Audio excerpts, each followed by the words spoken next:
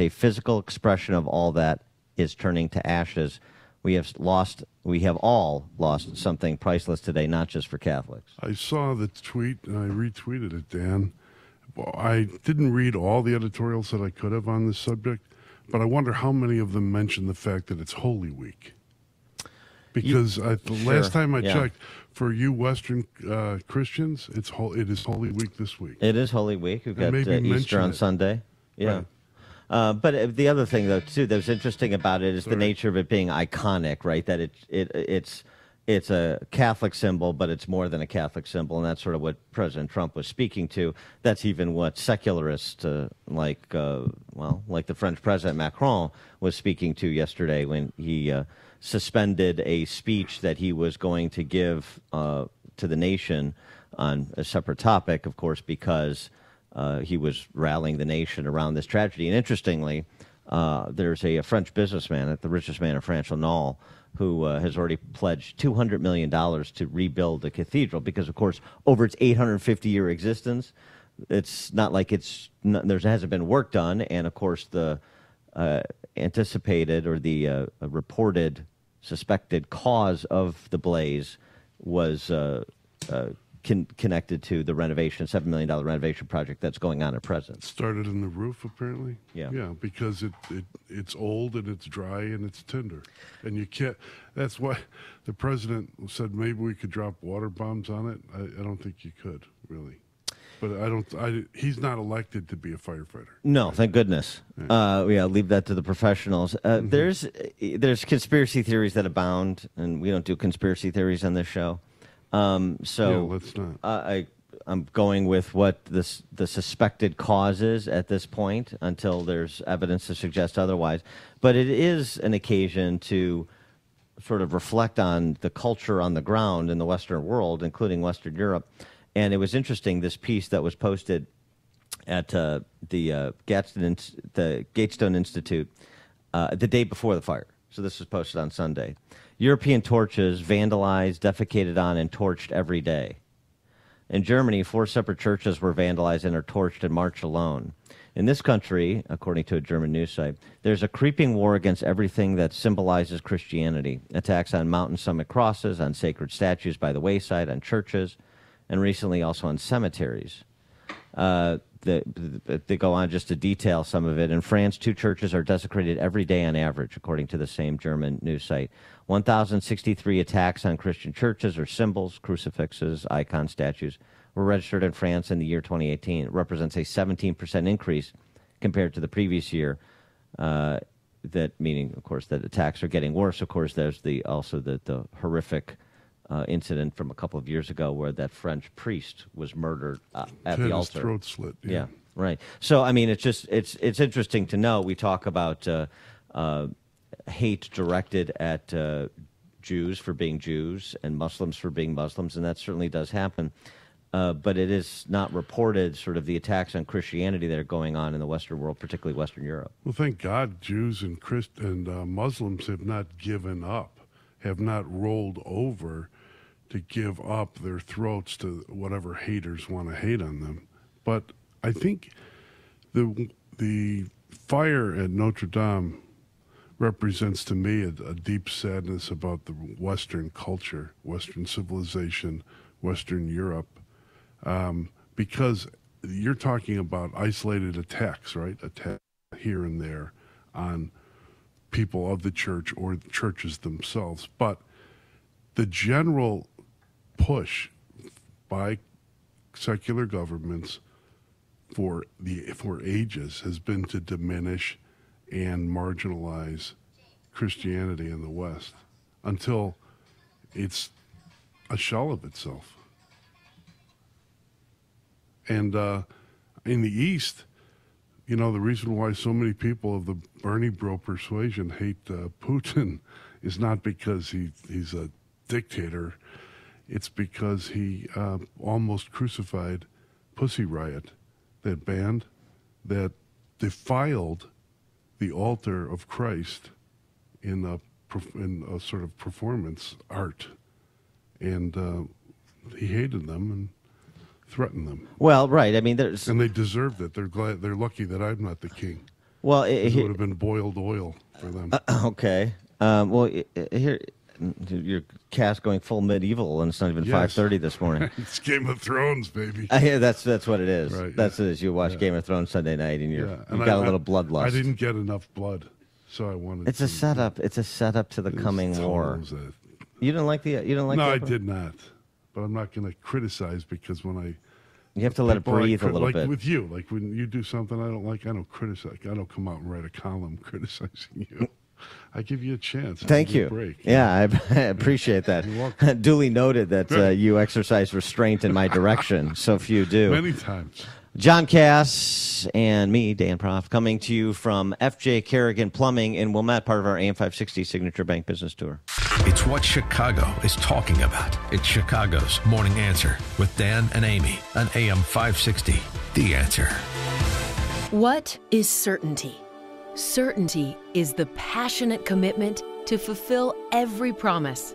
Certainty is 4imprint, a caring, trusted team of promotional product experts, minding every detail to ensure your logo will look perfect on everything from apparel, drinkware to trade show traffic stoppers, and hot tech, all delivered on time, every time, with the promise of your satisfaction guaranteed. So, what does certainty bring?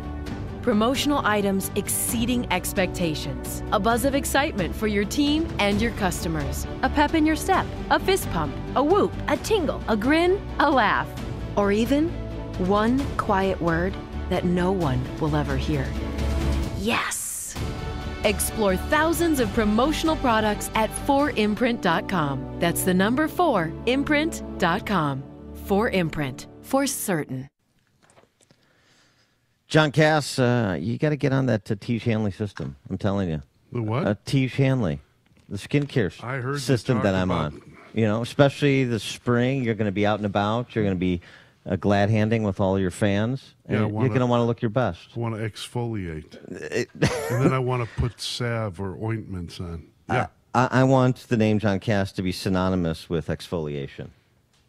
Mm-hmm. And the nice thing about the Tiege Hanley system, all their products, SPF 20 to protect your skin. Well, it's also working to make it look better. The company in Chicago called Tiege Hanley is doing something about how men think about and treat their skin, started by 4 guys who now know how guys think. Simple, affordable, and effective. You get all the products you need for your daily skincare regimen shipped directly to your door. You don't have to go shopping. There are no hidden fees or inflated costs. They have an online review score of 4.6 out of 5 with thousands of reviews. Choose from 3 skincare systems. Each includes their wash, their scrub, and moisturizers with SPF 20, as I mentioned. And right now, go to Tiege.com/DanProft. Use the promo code DAN20, Dan the number 20. Check out for 20% off your first box. That's Tiege, TIEGE.com/DanProft. Use the promo code DAN20. What are you working for? It's about more than what you do. It's about achieving something greater for yourself and for others. So ADP is enabling people to work better and embrace new challenges, to work anywhere and everywhere, and helping everyone reach their full potential. At ADP, we're designing a better way to work so you can achieve what you're working for. HR, talent, time, benefits, and payroll. Informed by data and designed for people. Learn more at design.adp.com. And now, a quick comparison from Grasshopper. When a client calls, what do you want them to hear? Your personal voicemail? Hey, you've reached Greg's cell phone. I'm away right now, obviously. Leave a message and maybe I'll get back to you. Or something a little more buttoned up, courtesy of Grasshopper. Thanks for calling Green Landscaping. To make an appointment, dial 1. For billing, dial 2. To speak with Greg Smith, dial 3. There's no contest. Put your best voice forward with Grasshopper, the virtual phone system for small business. Try it free at grasshopper.com. Feeling sore from working out hard, maybe doing some spring cleaning?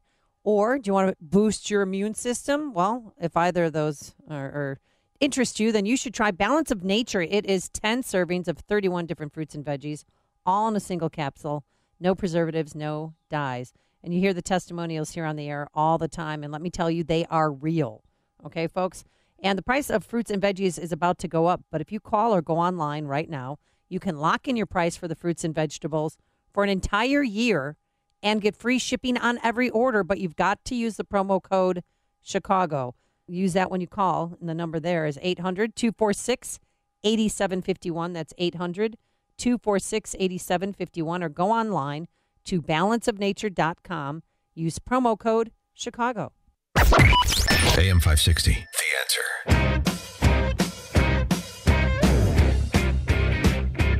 Top of the morning, Dan and John Cass and for Amy coming to you live from FJ Kerrigan Plumbing this morning in scenic, leafy Wilmette North Shore Enclave. Mm-hmm.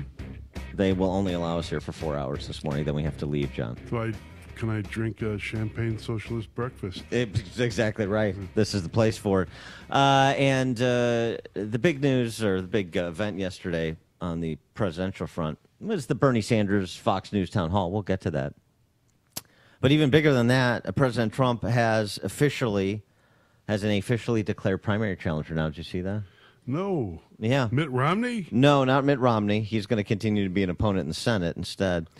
William Weld, fresh off of his run as the running mate of Gary Johnson for the Libertarian Party in 2016. Right. Bill Weld announced the former Massachusetts governor, speaking of Mitt Romney, another former Massachusetts governor, announced via video that he will challenge President Trump in the Republican primary. Perfect. Get ready for Weld fever. Massachusetts, 1990. A state near bankruptcy. Corrupt Democratic machine. They called it Taxachusetts. One-party rule. No Republican governor for 20 years. One man had the courage to stand up and fight. A crime fighter, appointed U.S. attorney by Ronald Reagan. Bill Weld ran for governor on his record. Top Boston city officials retire. They claim accidents. U.S. Attorney Bill Weld investigates. The claims, fraudulent. Weld prosecutes. Gets fraud conviction. Jail. Millions saved in taxes. I like the Now film Bill noir Weld aspect runs for of this, governor. don't you? His platform, what it's always been. Guts. Integrity.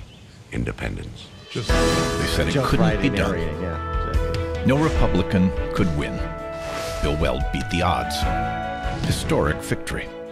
Bill Weld cut taxes 21 times. He balanced the budget, reformed welfare.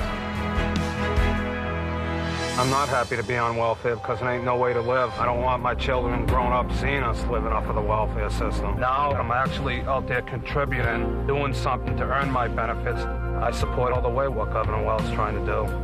Now that I'm working, I feel like I'm somebody. I feel like I can contribute out there. Bill Weld made Massachusetts safer.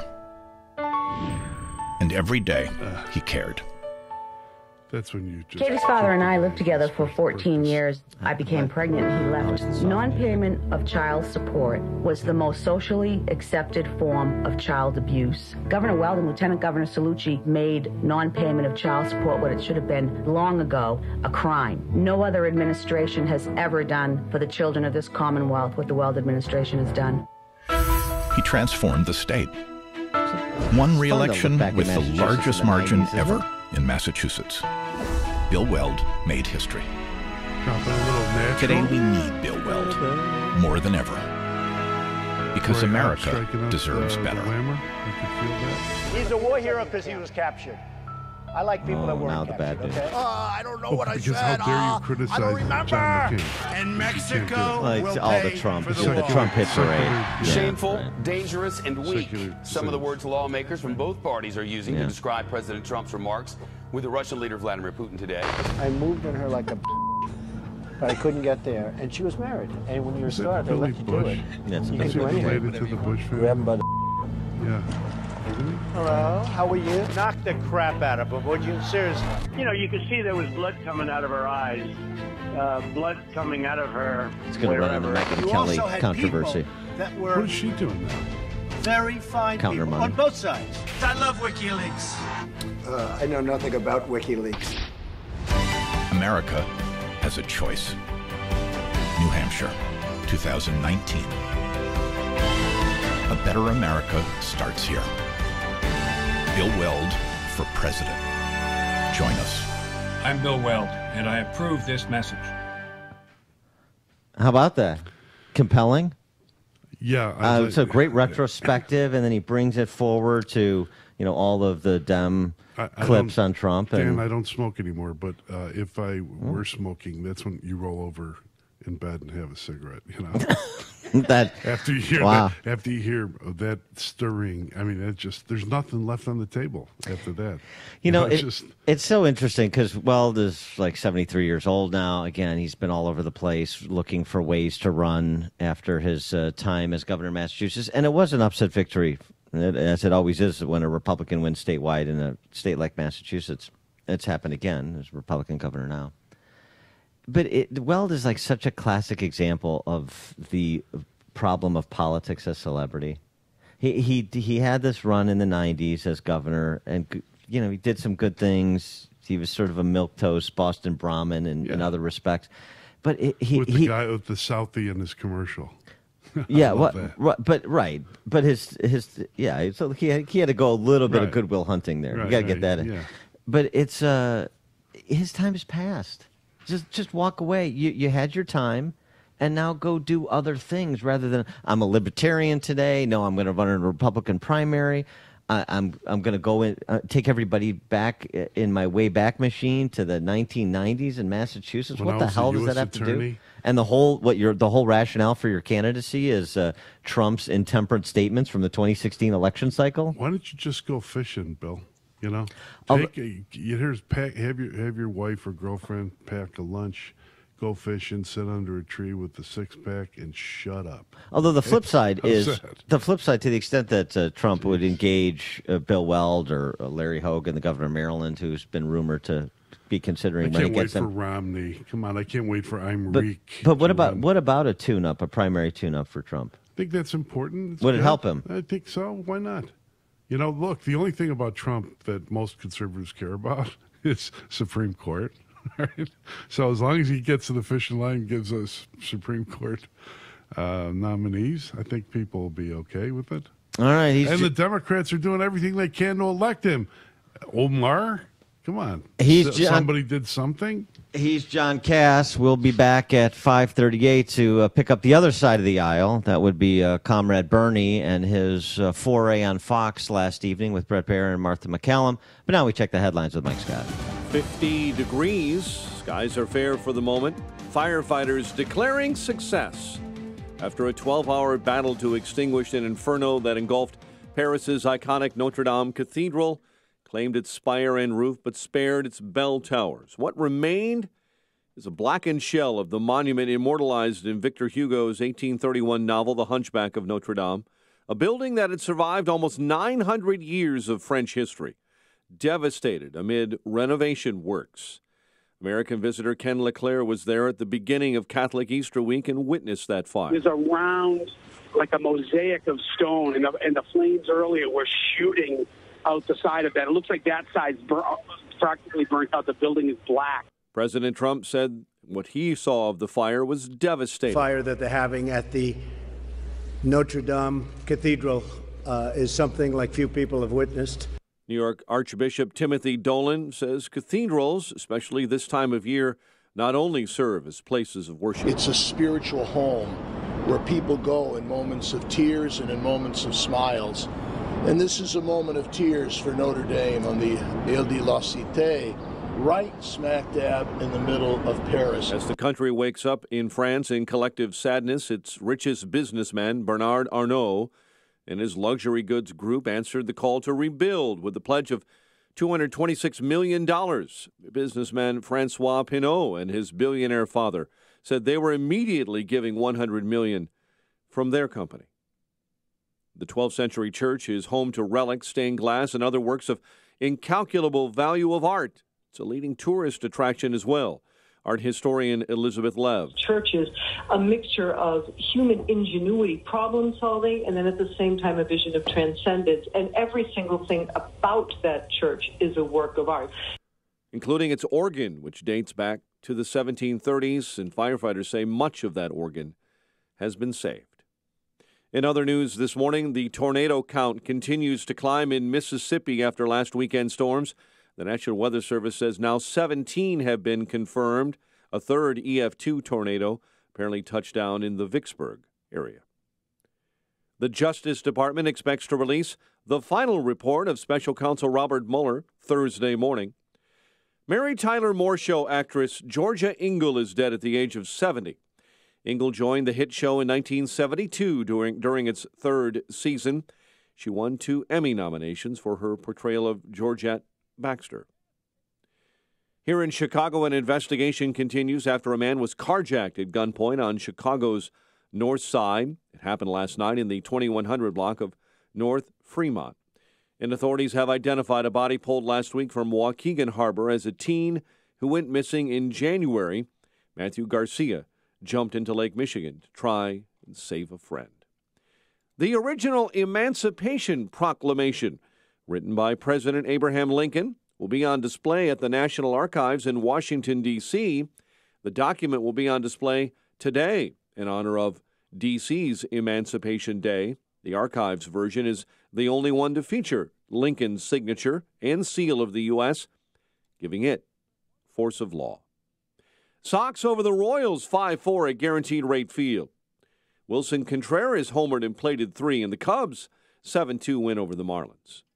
5:35, and a check of traffic and weather on the way next on AM 560. Dennis Prager. The Dennis Prager Show. Texas State University student government votes to ban Turning Point USA from campus. If this student government at Texas State University is representative of students at Texas universities, then the future is bleak in terms of liberty. I'm actually getting angry at people who don't understand what is happening in the country. The Dennis Prager Show. Weekdays at 11, right before Sean Hannity at 2 on AM 560. The Answer.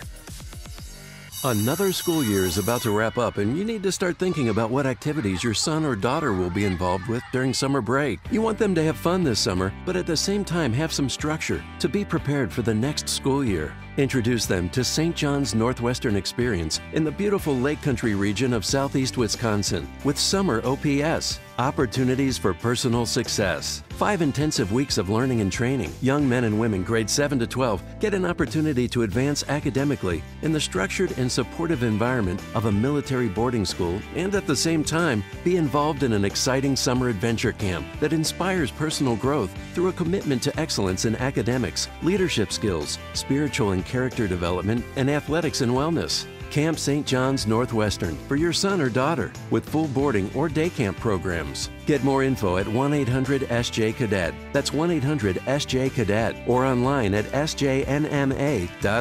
That's sjnma.org. Message and data rates may apply. Ladies and gentlemen, this may be the last time you ever have to worry about hair loss because Bosley is the real deal. They're giving women and men their hair back permanently. Their real hair. All it takes to get started is a single text message. You'll get an absolutely free information kit and a free gift card when you text TRUST to 85850. Bosley will show you for free how great your hair could look. You'll also see for free why you're losing hair and how to get it back. Women and men all over the country trust Bosley because they're America's #1 hair restoration expert, ahead of the curve with the latest technology. And the best part? Bosley has permanent solutions to hair loss. You'll love what they'll do for your hair. So drop what you're doing long enough to send a text. Get your free information kit and gift card for $250 off by texting TRUST to 85850. Don't forget, that's TRUST to 85850. Check out Ground Game, the latest podcast from the Associated Press discussing the top political issues around the country. Available on Apple Podcasts. It is 5:38. Let's get an update on the ride to work this early morning. The AM 560 Traffic Center. Here is Jim Talamonte. Traffic is moving well on the Edens right now and on the Kennedy. The express lanes are open inbound on time this morning. On Eisenhower, a little congestion around Des Plaines Avenue. Otherwise, it's clear. On Stevenson, tight Cicero to Pulaski. It's about a 2-minute delay. Inbound Ryan, got about a 2-minute delay coming into downtown Chicago. Outbound, there's roadwork 87th to split the 3 right lanes this morning. I-57 looks good. Bishoport inbound. Heavy Stony Island feeder to Michigan Avenue where there's still some work in place. 18 minutes, 8094 to the merge. Tollways are light right now in Rolling Meadows. Work on Kirchhoff starts today. Eastbound over 53. That's traffic. I'm Jim Talamonte on AM 560 The Answer. Chicago's Morning Answer continues next, and your official Chicagoland weather forecast from the 1 Hour Heating and Air Conditioning Weather Center. Mostly cloudy today. We'll top out at 66. Showers begin overnight, low 47. Currently 51. Next news coming up at 6. Chicago's Morning Answer with Dan and Amy continues next on AM 560, The Answer. Watch today's show live right now on the Income Store live video stream at 560theanswer.com. If you're looking for the latest news, insight into what it means, and the sharpest opinion, there's only one station in Chicago where you can turn, and it's this one. We're AM 560, The Answer. Top of the morning, Dan and John Cash, Chicago Tribune columnist, in for Amy J. this morning. We've still got Amy down in Mexico talking to AMLO, trying to work out some more support from the Mexican government on the whole border situation. Yeah, sort of a special envoy that AM 560 has dispatched on the issue. John, Bernie Sanders, Comrade Bernie, the leader in the clubhouse for the Democrat Socialist nomination, to be more specific, for President of the United States, he did a Fox News town hall. DNC won't work with Fox to host a debate. That doesn't set well, apparently, with the Murdoch boys. So they've orchestrated this little opportunity. Bernie made the point that many people told him not to do it, but he did it anyway because he thought it was important to spread his message of socialism to, an audience in Pennsylvania that Fox News called together, I guess. Here is Bernie talking tax policy, his status as a millionaire, don't you know? He's released 10 years of tax returns. He never had a job in his life, right, this guy? I mean, really, I don't think he was ever even a caddy or a bartender, not even a back barkeep. Yeah. What did he do for a living? Well, he was touring the Soviet Union in the 80s, so that decade is off the table. Yeah, okay. Mm-hmm. And he was in a commune for a while till they kicked him out because he was lazy, right? That's what I heard, right? Get out of here, you bum. You can't do anything. You don't even clean up after yourself, so leave. He left. Now what? Well, now he's going to run for president? Well, I mean, these are politicians, for God's sake. Well, the one thing he did is he wrote a book, and he's not going to apologize for it. Now, you raised the issue, I am a millionaire. Well, actually, this year we had $560,000 in income. And that's a lot of money. And that money, in my case, my wife's case, it came from a book that I wrote. Pretty good book. You might want to read it.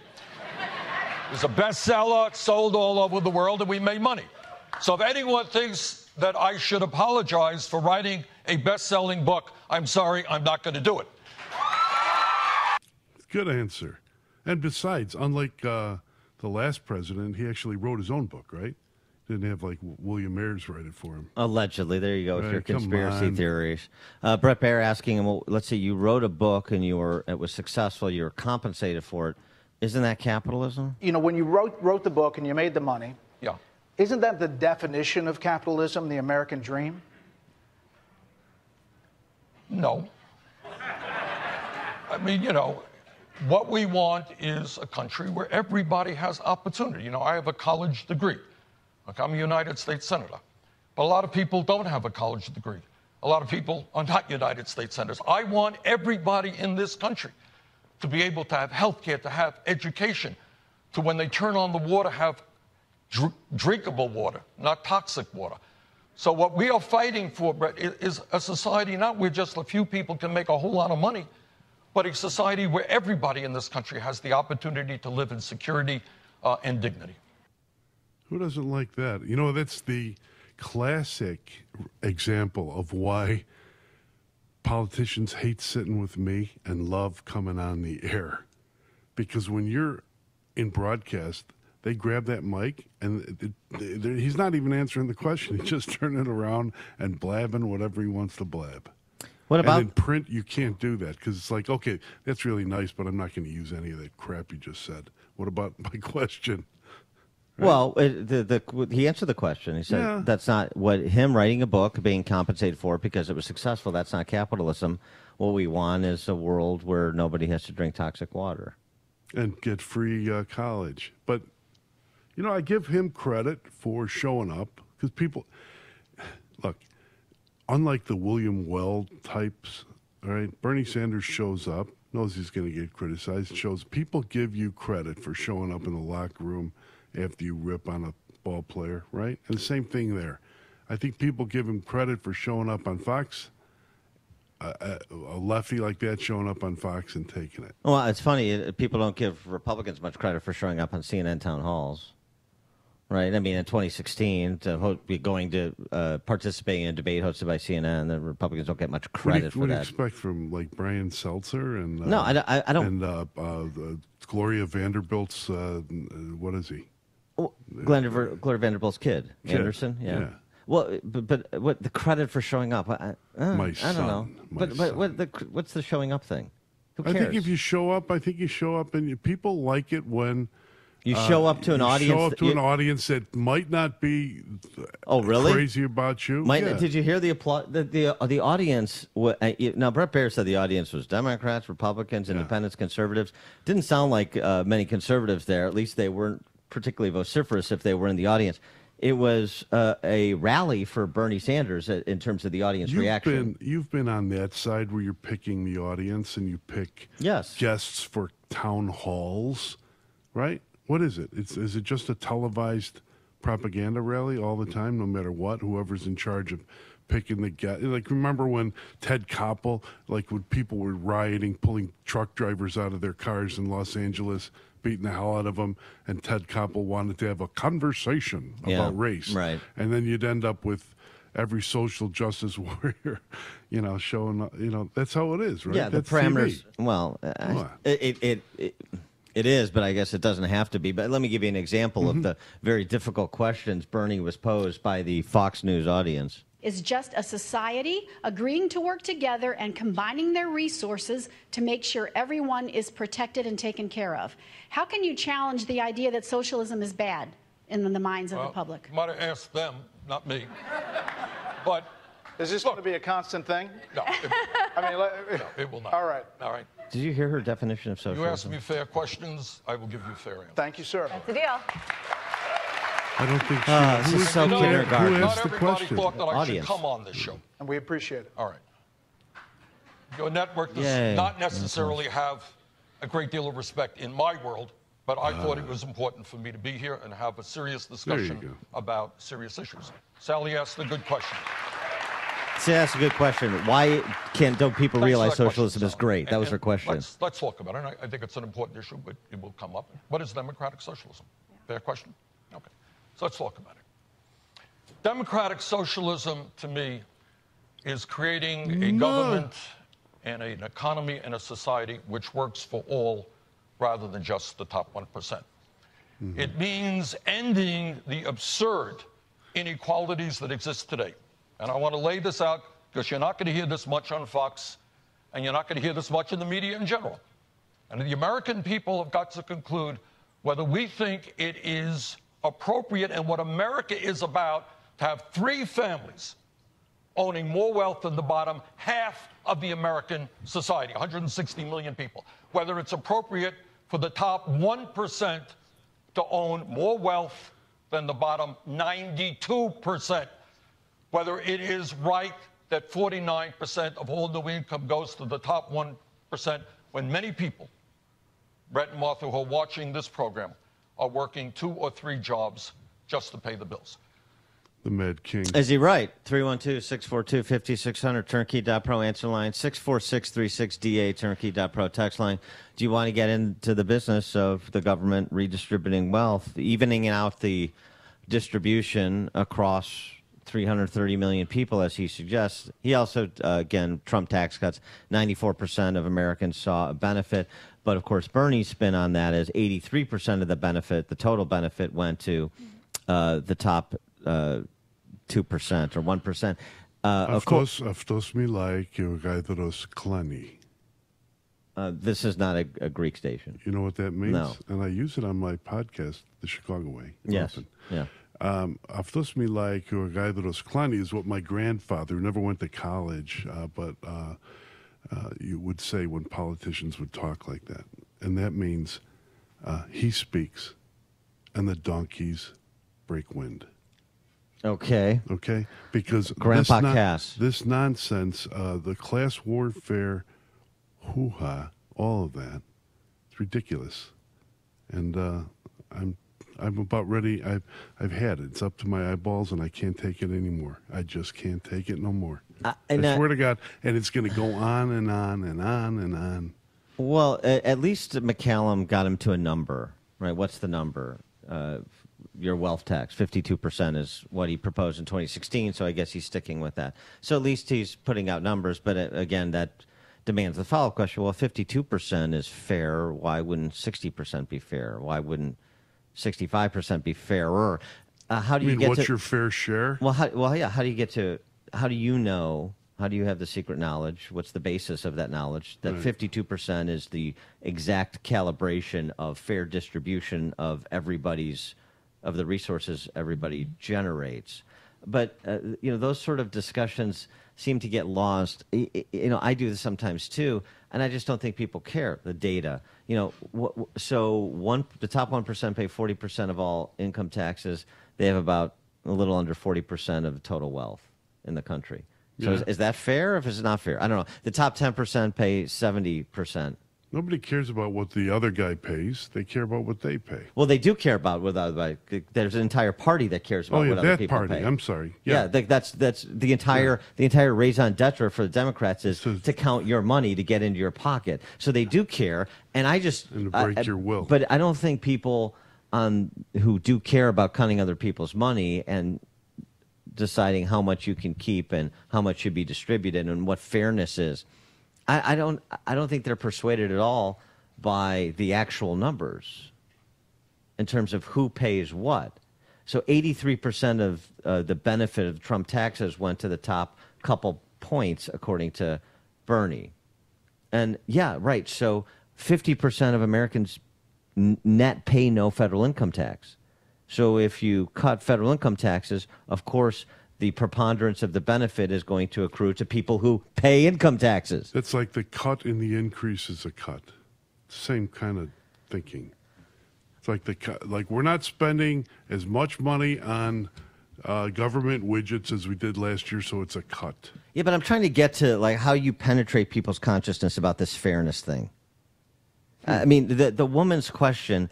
Why socialism is just people coming together and then combining their resources for the greater good. That's essentially what she said. Yeah. Socialism. She left out something.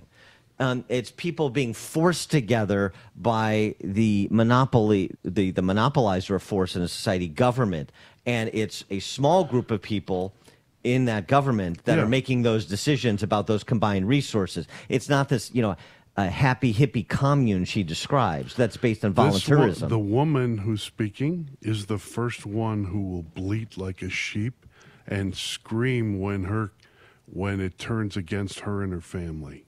But that's what happens. It happens like that. It happened like that in parts of Europe. It happens everywhere. Well, and here's the other thing, by the way. What you make, Bernie Sanders making $500,000 on his book or $1 million on his book, that's not a indicator of Bernie Sanders' human worth. What you make is not a statement on your worth as a human being. It's a statement on the scarcity of your contribution. And that's why your income can vary based on the scarcity of the contribution you're making in a particular calendar year, for example. Mm-hmm.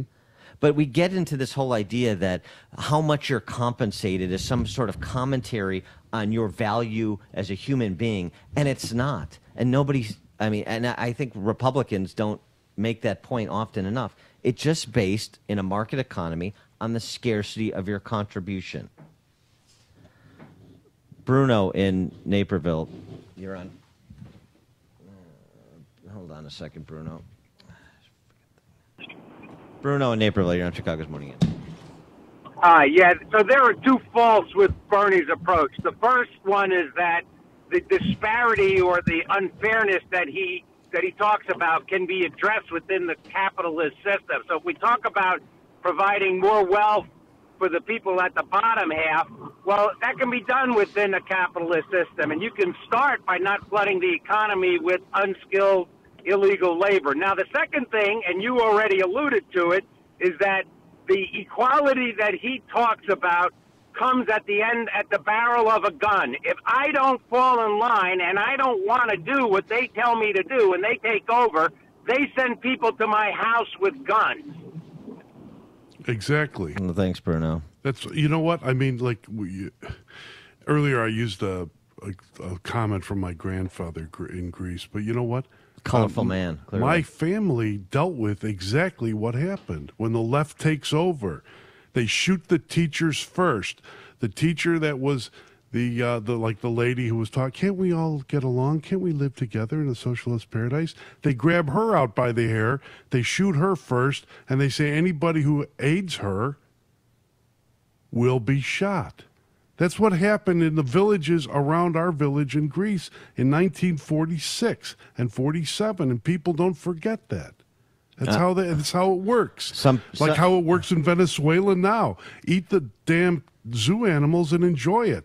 Yeah, that's the interesting thing. Certainly some people have forgotten or they never knew the history. They never knew. But they don't want to know because they don't teach it. You have an example in real time. And by the way, Venezuela, as much as AOC and Comrade Bernie are trying to distinguish what they're promoting from the Venezuelan model, the Chavezian Maduran model, these are the same people who are praising the Venezuelan economic miracle low 3 or 4 years ago. Look, it's all about force, whether it's from City Hall of Chicago or in Bernie world.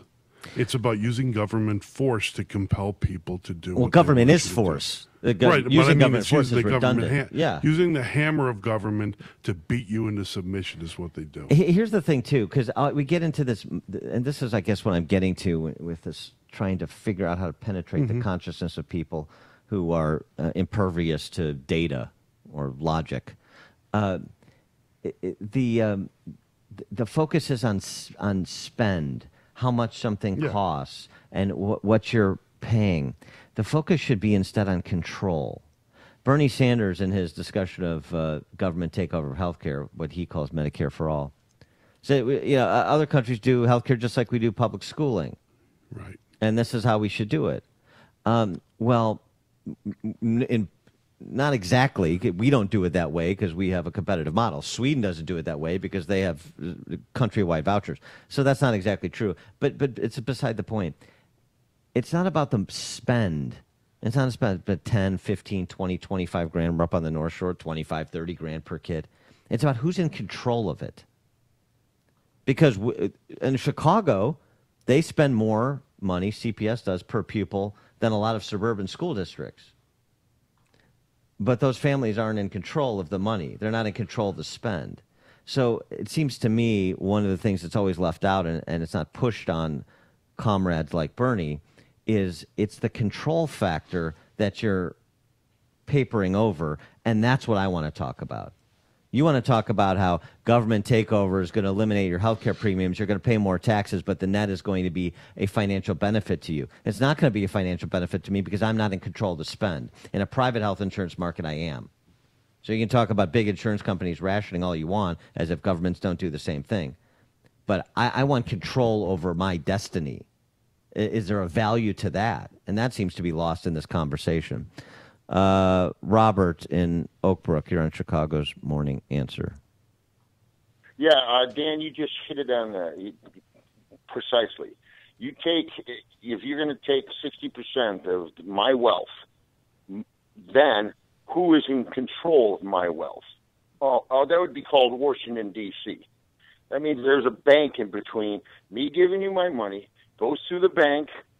Does it ever reach the bottom half? No.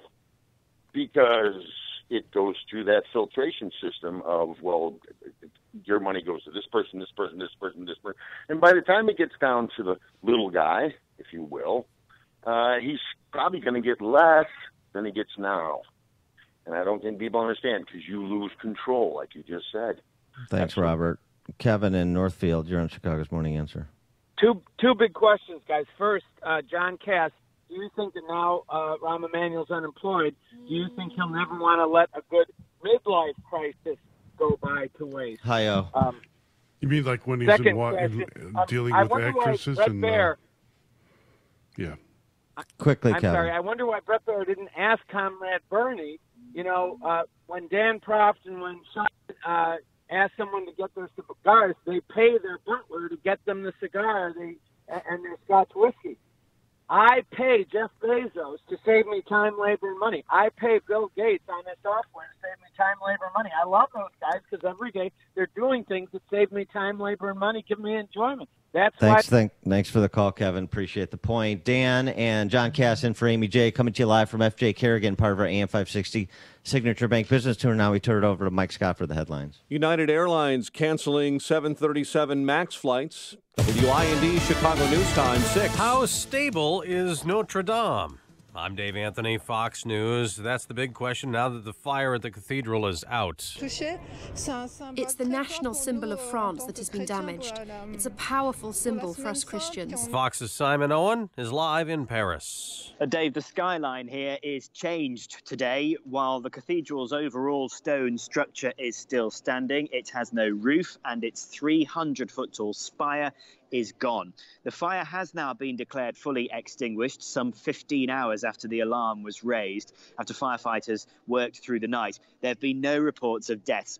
Two of France's richest families, meanwhile, have pledged around $320 million to rebuilding efforts. Dave? Simon, President Trump's lawyers urging the Treasury Department not to hand his tax returns over to House Democrats, calling it political, not for legislative purpose. The chairman of the Ways and Means Committee says he has the authority under tax code and the IRS must comply. Now, the frontrunner among Democrats running for president, Bernie Sanders, released his tax returns, then had a Fox News town hall in Pennsylvania. The Vermont independent senator spent time laying out his Medicare for All single-payer health care plan. You will have a card which says Medicare on it. You'll go to any doctor that you want. You'll go to any hospital that you want. And by the way, millions of people today are in networks which prevent them from doing this. Sanders says the government-paid insurance will mean no copays, deductibles, or premiums, free at the point of service. But does that mean you're not going to pay something? Of course it does. You're going to pay more in taxes. The proposal earned a raucous applause from the town hall audience here. In Bethlehem, Pennsylvania, Jared Halpern, Fox News. There is a new 2020 candidate, Bill Weld. The former Massachusetts governor joined the race last night as a Republican challenging President Trump for the GOP nomination. This is Fox News. Skies are fair, 50 degrees at 6:02 on AM 560. The Answer, and good morning. I'm Mike Scott. Chicago Cardinal Blaise Cupich is offering prayers this morning for the people of Paris after the Notre Dame Cathedral was devastated by a massive fire. He says the cathedral will once again reach for the heavens. An investigation is underway after a man was carjacked at gunpoint on Chicago's north side. Police say the victim was sitting in his car last night in the 2100 block of North Fremont when two suspects approached. The trial is underway for a man charged with the murder of a 7-year-old girl in Chicago's North Austin neighborhood. That happened in 2012. Prosecutor Nina Ricci yesterday says Jarrell Dorsey was a gang member who shot and killed Heaven Sutton while firing at rival gang members. Chicago-based United Airlines is canceling all flights involving its Boeing 737 MAX jetliners through early July. United announcing it's extending all the 737 cancellations. A Portage, Indiana police officer is accused of headbutting his girlfriend over the weekend. Officer Brian Chelich is charged with misdemeanor counts of domestic battery. A 6-year-old Chicago boy is in need of a blood stem cell donor to help save his life. Alfredo Diaz has spent much of his life in and out of the hospital after being diagnosed with a rare, life-threatening blood disorder. There are only 34 such cases in the world. His parents are hoping to find him a matching donor. White Sox over the Royals 5-4 at the rate. Wilson Contreras homered and plated 3 in the Cubs' 7-2 win over the Marlins. The news, a service of Express Services. You work hard and you know what it takes to succeed. Now it's time to put your experience to work and launch your business. For a limited time, Express Employment Professionals will give you $25,000 to open your franchise. Get to know Express. Visit expressfranchising.com today. 6:04 and a check of traffic and weather on the way next on AM 560. Do you own or run a thriving business in the Chicagoland area? Have you overcome obstacles to make your business what it is today? If that's your business, then AM 560 wants to tell your story on the AM 560 Business Tour, presented by Signature Bank. Chicago's Morning Answer with Dan Proft and Amy Jacobson will be broadcasting live from businesses all around Chicagoland, telling success stories of thriving, successful businesses. Hey, if that's you, tell us about it. Visit 560theanswer.com/business and submit your information. That's 560theanswer.com/business. All money managers might seem the same, but while some give their clients cookie-cutter portfolios, Fisher Investments tailors portfolios to your goals and needs. Some only call when they have something to sell. Fisher calls regularly, so you stay informed. And while some advisors are happy to earn commissions whether you do well or not, Fisher Investments fees are structured so we do better when you do better. In other words, we're on your side. Maybe that's why most of our clients come from other money managers. So if you're in or nearing retirement, talk with us and find out why investors are switching to and staying with Fisher Investments. Fisher Investments. Clearly better money management. Investments in securities involve the risk of loss. Visit us at FisherInvestments.com to find out what we can do for you. Famous conservative quotes presented by Automated Systems. Quoting our great 26th president, Teddy Roosevelt, "To educate a man in mind and not in morals is to educate a menace to society." For FDA-regulated staffing needs, Automated Systems provides top talent, including experienced quality control and assurance engineers, plus validation and compliance experts. Hiring the best is critical to success. ASI resources are all degreed professionals with decades of experience in manufacturing, automation, and FDA compliance. That's why ASI is retained by all of Chicagoland's Fortune 500 life science companies to successful startups. For a staffing evaluation, call Laz at 844-HIRE-ASI or visit hireasi.com. That's 844-HIRE-ASI or online at hireasi.com. Your favorite chicken strips just got a sweet BFF. Introducing the new DQ Chicken and Waffles Basket, a next-level combo of chicken strips, Belgian waffle fries, and syrup. Only at your DQ. Happy tastes good. 6:07 on AM 560. That means it's time for a dry basement and a healthy home.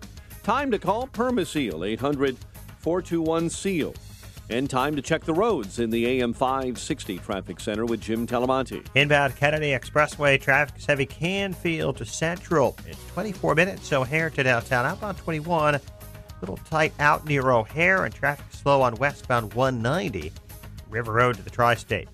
The Eden's looking good. Inbound Eisenhower, traffic slow Manheim to Harlem, and Demon to the Burns Circle. 34 minutes, 390 to downtown. Outbound 30. Inbound Stevenson, 40 minutes, 355 to Lakeshore Drive. Inbound Ryan, 22 minutes, 95th to downtown. I-57, 16 minutes, 90 to the Merge, Bishop 422. Northbound Tri-State's a bit tight. The Reagan Tollway to the Eisenhower. Eastbound Reagan Tollway's congested. York to Roosevelt. The other tollways look good. Northwest Indiana, too. That's traffic. I'm Jim Talamonte on AM 560, The Answer. Chicago's Morning Answer continues next. And your official Chicagoland weather forecast from the 1 Hour Heating and Air Conditioning Weather Center with our meteorologist, Steve Williams. Mostly cloudy skies today, high 66. Clouds and a shower tonight, low 47. Cloudy with a shower tomorrow, the high 68. A couple of heavy thunderstorms around on Thursday, the high Thursday 61. I'm Steve Williams on AM 560, The Answer. 51 at O'Hare. Next news coming up at 6:30. Chicago's Morning Answer with Dan and Amy continues next on AM 560, The Answer. This hourly segment is brought to you by Secure Retirement Radio with host Raj Shah. Sunday mornings at 7 on AM 560, The Answer. This is Chicago's Morning Answer with Dan Proft and Amy Jacobson on AM 560. The Answer.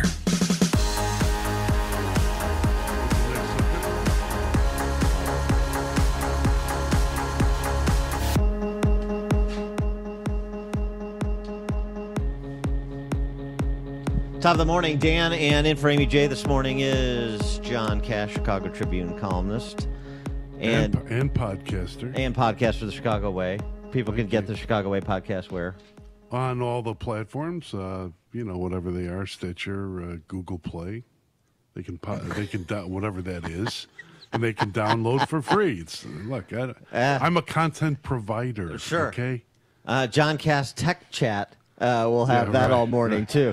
Yeah. John Cass Commando, not in the way you were thinking. Yeah, right. We're coming to you live, by the way, from FJ Kerrigan Plumbing here in the North Shore enclave of Wilmette, John. Yes. Rarely do we have the treat to be in these rarefied airs. For a Southside kid like me, 52nd in Peoria, to be up here in Wilmette, I'm just saying, it's just like...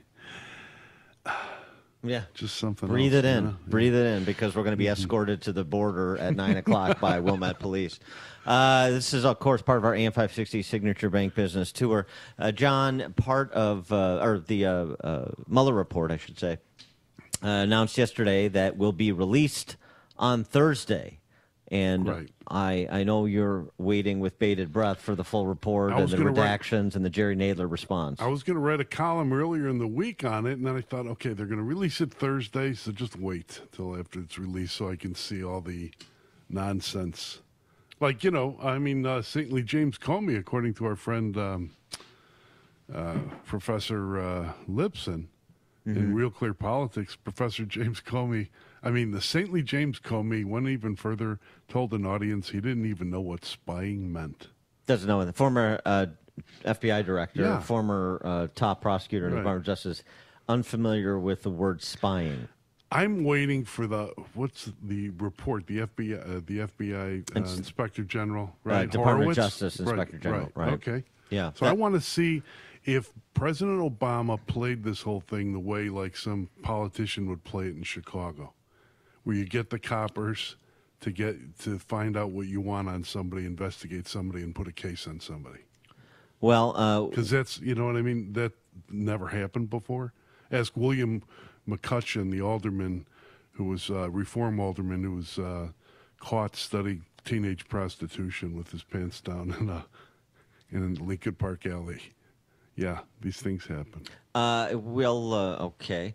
Interesting reference. Boy, I don't know how we got to teenage prostitution. What I from mean the is Mueller report, they'll find something. The people will find something and drop a case on you. Well, here's the thing. Happen. The Inspector General report, the Horowitz report you mentioned, that's coming, and we'll get to that in a moment. Yeah. But on the Mueller report, here's the problem you're going to have, and Dershowitz laid this out yesterday on Fox.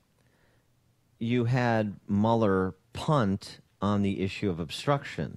So you're going to have two reports within the report. You're going to have a case that was made by some of Mueller's team for why the president could have been charged or should have been charged with obstruction, and you're going to have a case made by the other half of Mueller's team or other members of Mueller's team that suggest that there wasn't evidence to support an obstruction charge. So what you're going to have... Yeah, well, right, because Mueller failed to do his singular job, which was to gather all the evidence and make a call on whether or not to prosecute, whether or not to refer charges. Well, he did not refer charges, did he? He did not. That was it. But he left it. It's not it because you've got Nadler a divided. Is grabbing that thread and pulling at it like a terrier, right? And so will all the Democrats. Yeah, that's part of it. Dershowitz explaining. First, I will skim quickly the Russia matter because I will conclude probably that there's no evidence there. That looks like a complete exoneration. Then the most interesting thing will be to look at obstruction of justice, and you're going to have two reports. Two reports. In 55 years of practicing law, I've never seen that by a prosecutor. Two reports. Half the people on the Mueller team will say the president was guilty of obstruction of justice. Half the people will say he wasn't guilty or there was insufficient evidence. And Mueller will say, whoops, I couldn't decide, so I handed it over to the Attorney General. So I want to read both of those reports. I don't think we're going to get new facts because the obstruction case is based largely on what the president said openly in tweets and in press conferences. I think we're going to see a different analysis of the law as to whether a president can commit obstruction of justice if he fires somebody like Comey, who he's entitled to fire. So we're going to continue having the same back and forth that we've been having for the last 2 years. So CNN, MSNBC, Rachel Maddow, and that whole gang, Don Lemon, can refer to the Mueller report. And so can Fox News. Right. Right? And each can be right. But the question is, can they still be right that Mueller is their hero, the man they're going to name their children after, their pets after, that they have a bobblehead of on their desk? Can Rachel Maddow still hold him out as a hero if he allowed a divided opinion to stand? That'll be sort of interesting to watch. The other thing that's interesting to watch, Dershowitz points this out, is the rebuttal from the White House to the report within the report. And Rudy Giuliani is in the process of, I guess, being the lead in preparing that. And the question is, will that rebuttal come out concurrent with the Mueller report or shortly thereafter? Because it's going to be important for the White House to offer a response to information that is perceived to be critical or damaging of the president. Well, he's absolutely right. There should be a rebuttal, and it should have been issued simultaneously with the report, because the report's going to be a one-sided prosecutorial report, and then you should have a one-sided defense report. That's the way the adversarial system operates. So it's a good thing for America to hear both sides of the issue and to hear them as quickly as they can together. So I would hope that the Giuliani report comes out very quickly after the Mueller report comes out. Could be simultaneous. It would be great. I don't know that they know enough about what's in it to make it simultaneous. That's a good. All right. So what's the resolution, Dan? Well, the resolution, I think, is the election in November of 2020. That's the resolution. Right. That's going to be the resolution. But that's half the story. The other half of the story, going back to that word you used that we no longer know the definition of, spying. It's the mystical word. It can mean so many things. How dare he? Right. I loved that. That William Barr, a man of the establishment, approved as the establishment's man, hoping that he would also drop a hammer on Trump, said spying unequivocally, and the left freaked out. The whole Democratic media complex freaked out. It was just astounding. He said spying unequivocally, but there was a qualification, and this is lost in the freak out that you're describing. Let's just go back to Barr's testimony on the Hill. Mm-hmm. Here's what he said. This is the 15-second snippet that matters. I think spying did occur. Yes, I think spying did occur. Well, let me... But the question is whether it was adequately predicated. And I'm not suggesting it wasn't adequately predicated, but I'd need to explore that. Predicated? You mean, is that something where you go by the book? Yes. And what was that about? Well, where the president of the United States, the guy from Chicago, Barack Obama, blessed be his name. Yes. We're building a temple of love for him. Yeah. Said at one great point, spot for a refugee camp, by the way. In refugee golf.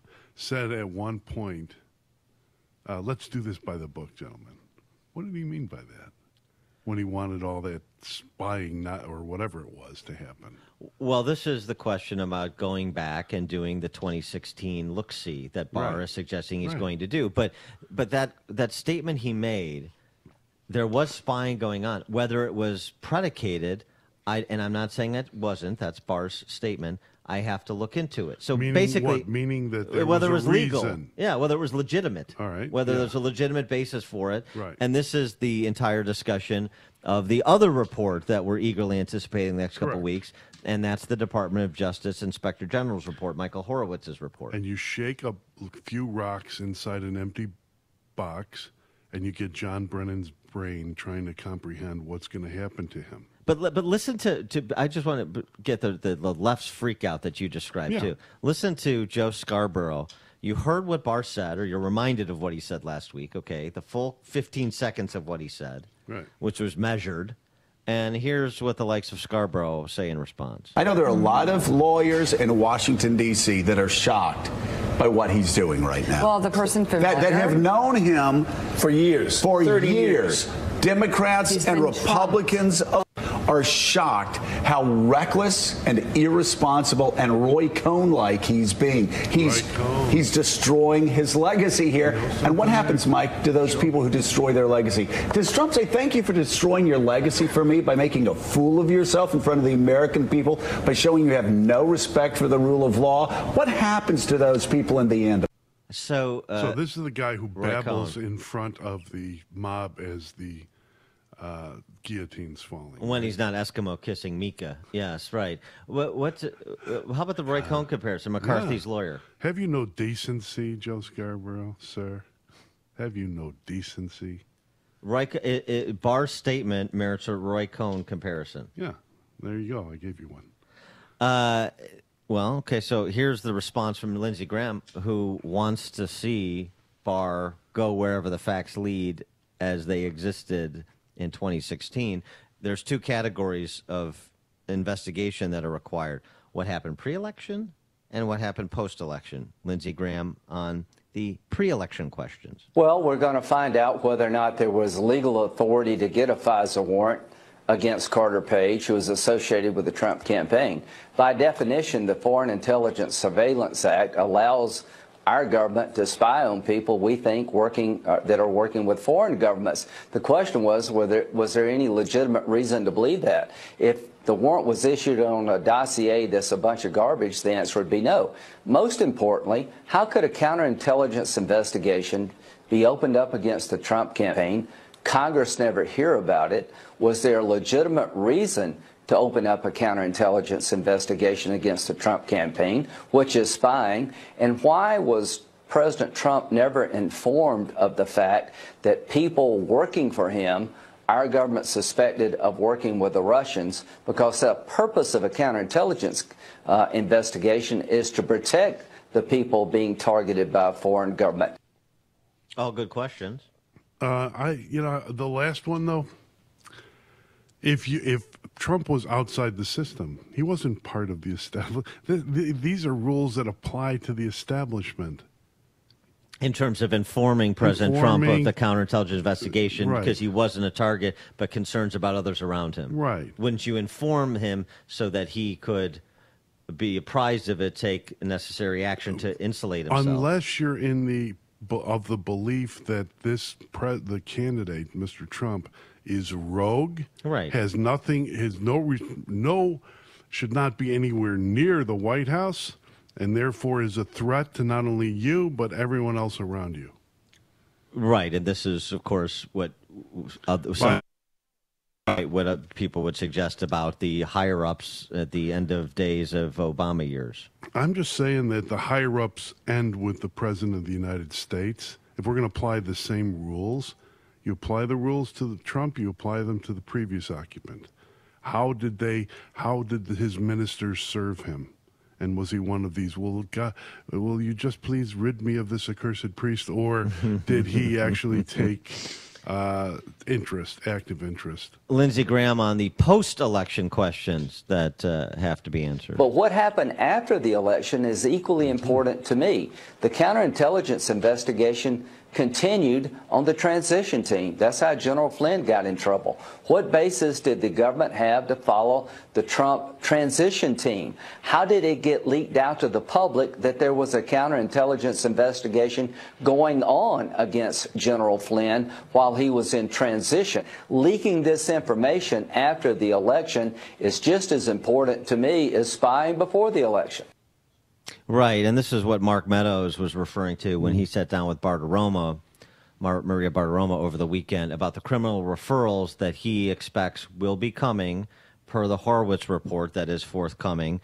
It's going to be in these topic areas, the handling of classified information, leaking classified information to the media, which is illegal, as well as whether or not there was fraud committed against the FISA court by associated law enforcement agencies that were seeking those surveillance warrants. We're fully anticipating that the IG's report will come out, as Attorney General Barr said, in the next 4 to 6 weeks. And I think it's highly likely that we'll see criminal referrals coming from them that will correspond with what Chairman Nunes has already put forth. The involvement of classified information being leaked to the media, how indeed some of the testimony that's been given both before House Judiciary and Oversight and within the Intel Committee seem to have, in fact, are at odds with one another. And so the truth of this is really all about the leaking of classified information and the role that the media played in all of that. And he's not talking about investigating the media. He's not talking about going after the Fourth Estate. He's talking about them illegally obtaining classified information. That's the issue on which he expects Horowitz to rule. Yeah, but the courts have ruled on that, on the use of I'm not talking, but he's not talking about going after the media. He's talking the media's role in it, just in terms of being the receiver of information illegally, not prosecuting the media and members of the media, but prosecuting the leaker. I read with interest Real Clear Investigations, a piece. I had Tom Bevan on the podcast this week, and Real Clear Investigations did a piece on the media and the Pulitzers and the election. The Pulitzer that was won by both the New York Times and the Washington Post. Right. And the use of double, triple sources, where what it used to be, when I'd get a story, you'd have to have two sources, right? Now, in this, it seems like the same source appeared many times in the same story under different definitions. Right. Every time you talk to him, he counts as another source. On a different type of source. Yeah. Those close to, someone with knowledge of, and it was all, so the whole thing was directed. But you have three areas, though, as Meadows just referenced. Yeah. You have lying to Congress, you have leaking classified information, and you have committing fraud on the FISA court. These are areas of inquiry. Don't you think that the judge of the FISA court would have wanted to say something? I mean, don't they have anything to say when they're lied about or lied to? But don't they have any? Because I could just probably, imagine but not publicly, not yet. We might find that in the report. We'll see what Horowitz has to say, just as we'll see what Mueller has to say. Tom in Blue Island, you're on Chicago's Morning Answer. Good morning, Dan. And John, if I can, an honor. Been reading your column since almost my high school years and wondering what is this guy's column doing in the Tribune. It takes a village. A couple questions for you. It takes a village, man. Yeah, a couple questions for you guys real quick. Dan, this is a question I've asked you before, and then John just hit on a little bit about, and then it goes to that, again, the Scarborough. I mean, he was with Gingrich, so he had to be around when Barr was the Attorney General before, if not actually elected then, at least maybe on the cusp of being elected. And I guess my question for you guys is, you would think these people have to know, I mean, I don't want to use the word integrity, but of at least the legal expertise of Barr. And for Scarborough to go out, I just want to ask a quick question and hang up and listen to your guys' answer. Are these guys, do any of these guys, is there concern that Barr has evidence and how foolish they're going to look when this evidence of spying comes out? Because he seems like a measured individual, doesn't seem like he would just put that out there without anything to back it up. So great show, guys. Have a good day. Thanks for the call, Tom. I'll tell you what, I'm going to cede my answer to Lindsey Graham, who offered this summation when he sat down with Maria Bartiromo in explaining what has transpired over the last couple of years from all quarters antagonistic to Trump. Well, they accuse Trump of changing all the rules in Washington. I would suggest that all the rules have been changed to get Trump.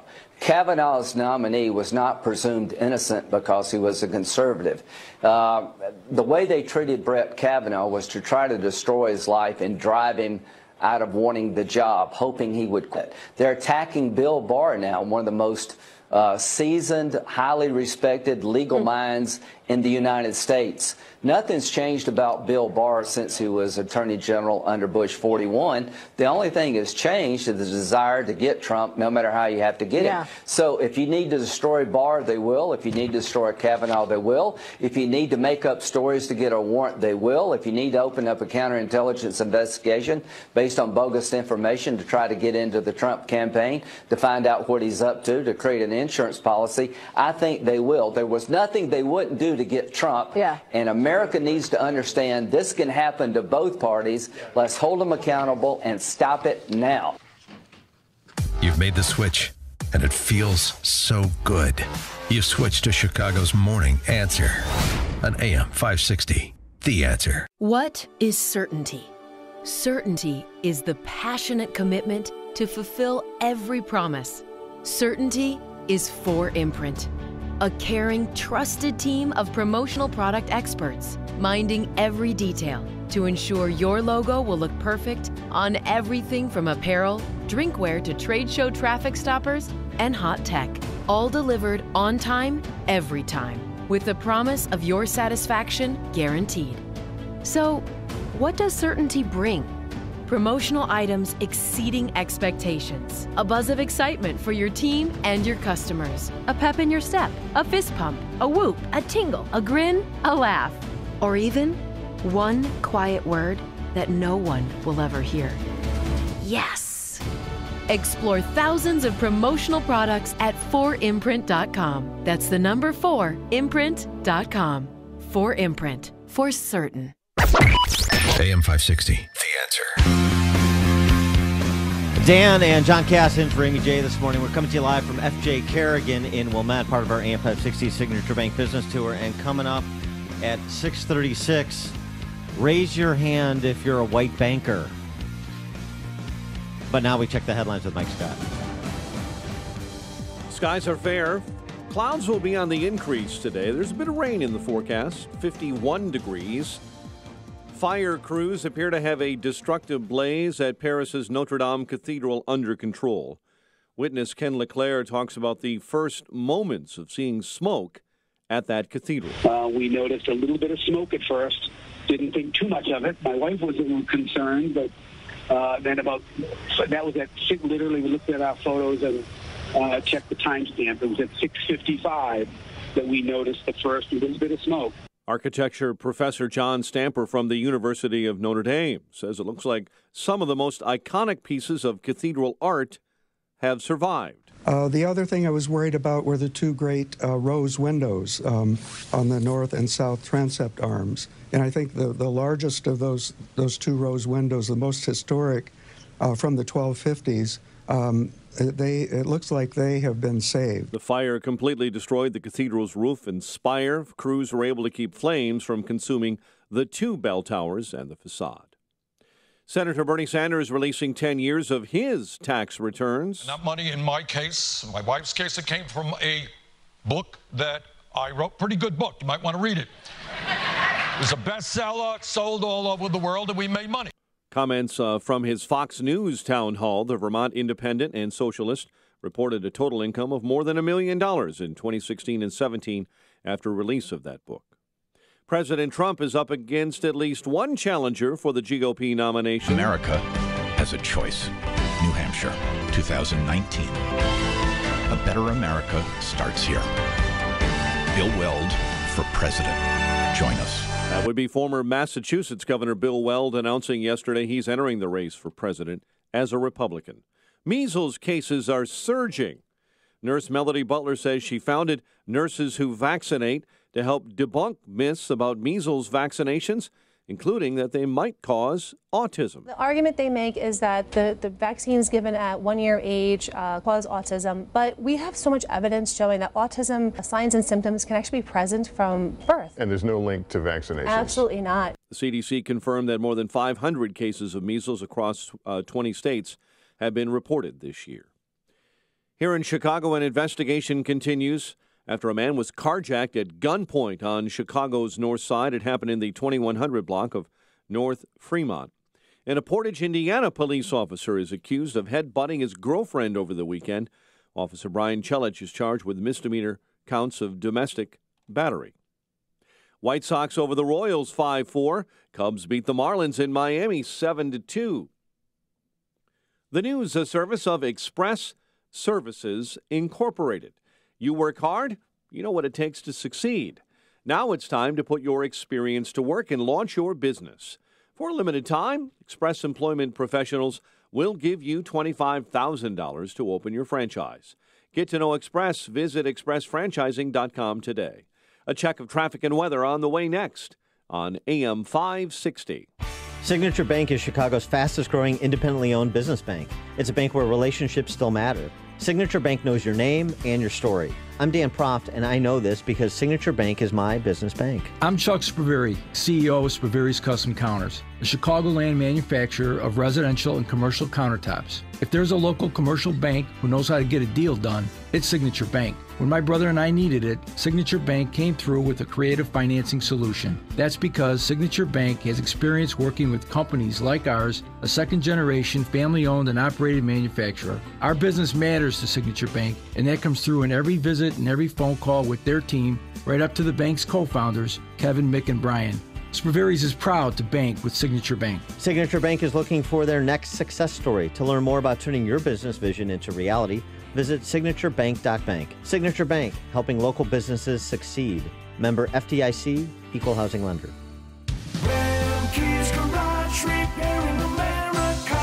Your Sprinter or light-duty diesel is the lifeblood of your business. You can't afford to have just anyone care for this major piece of equipment. You wouldn't go to an eye doctor to fix your knee, so don't go to any shop to fix your Sprinter, Duramax, Cummins, or Power Stroke vehicle. Go to the experts at Remke's Garage. Remke's Garage doesn't just fix a problem, they find a solution. Remke's goal is to make sure you never lose a dollar of business. That's why owner Joe Remke sits with you and creates a maintenance plan specific to your unique vehicle. Go to Remke'sGarage.com to learn more about their specialization in Sprinter and light-duty diesel vehicles. Their commitment to your business is backed with a complimentary maintenance plan and free 2-year warranty on all parts. They'll even pick up, deliver, and offer you a loaner vehicle free of charge. Go to Remke'sGarage.com to schedule your free maintenance plan consultation.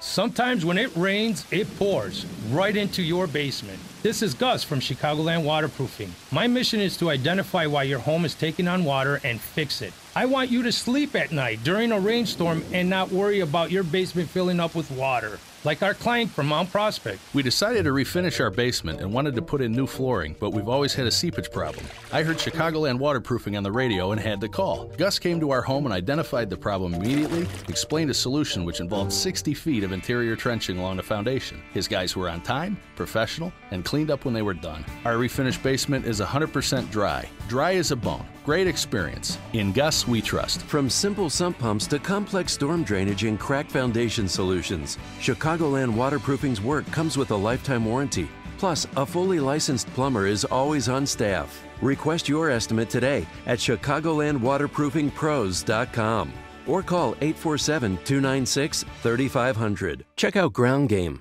the latest podcast from the Associated Press discussing the top political issues around the country. Available on Apple Podcasts. It is 6:37. Let's get an update on the roads in the AM 560 Traffic Center with Jim Talamonte. Eden's inbound delays are from Peterson to Montrose. It's 22 minutes like Cook Junction up on 19. On Kennedy, heavy starting around Cumberland. 30 minutes O'Hare to downtown. 12 from Montrose, 9 on the Express. Up on 28 minutes to the airport. A little heavy on 190 westbound from Kennedy to Tri-State. Inbound Eisenhower, scattered delays start at Manheim. 43 minutes, 390 to downtown. Outbound 44 for an earlier crash at 5th Avenue. Mount Stevenson, 48 minutes, 355 to Lakeshore Drive. Northbound 555 delays start at Weber. Ryan is 22 minutes, 95th to downtown. I-57, 18 minutes, I-80 to the merge. Bishop 432. It's on Reagan Tollway. It's by 22nd Roosevelt. That's traffic. I'm Jim Talamonte on AM 560 The Answer. Chicago's Morning Answer continues next. Your official Chicagoland weather forecast from the 1 Hour Heating and Air Conditioning Weather Center. Clouds throughout the mid-morning into the afternoon and a high of 66. We could develop showers late in the day and into the overnight with a low of 47. Currently 51 Next news at 7. Chicago's Morning Answer with Dan and Amy continues next on AM 560, The Answer. Make sure to check out the Income Store live video stream of today's show right now at 560theanswer.com. Only the biggest stories, only the biggest guests, and only the biggest opinions. This is AM 560, The Answer.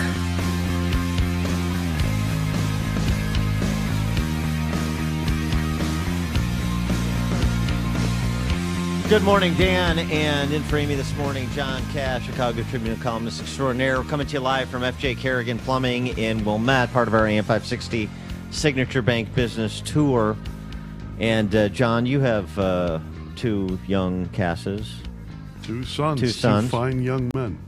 I'm very proud of them. Well, Bill Maher has a bone to pick with you and others like you who are destroying the planet by procreating. Bill Maher's rant on his what's his show on HBO? Whatever. I don't watch it. But this is a position that is held by those who occupy the center of gravity in the Democrat Socialist Party. AOC had the same conversation recently on one of those social media platforms you use because you're down with the kids on that. On that Twitter thing? Twitter, Vine, or something. I don't know. Acrobat. I don't know. But anyway, Bill Maher on having kids or not. And finally, new rule. Let's take a break from bashing millennials for their safe spaces, man buns, and avocado toast. And give them credit for doing something right. Having less sex than other generations, and so less babies, which is good for the planet.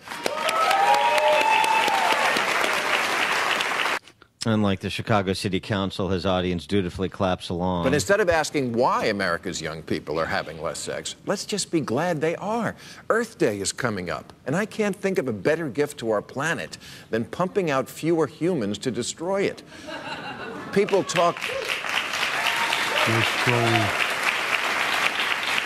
People talk a lot about bringing a cloth bag to the market and driving electric, but the great under-discussed factor in the climate crisis is there are just too many of us, and we use too much.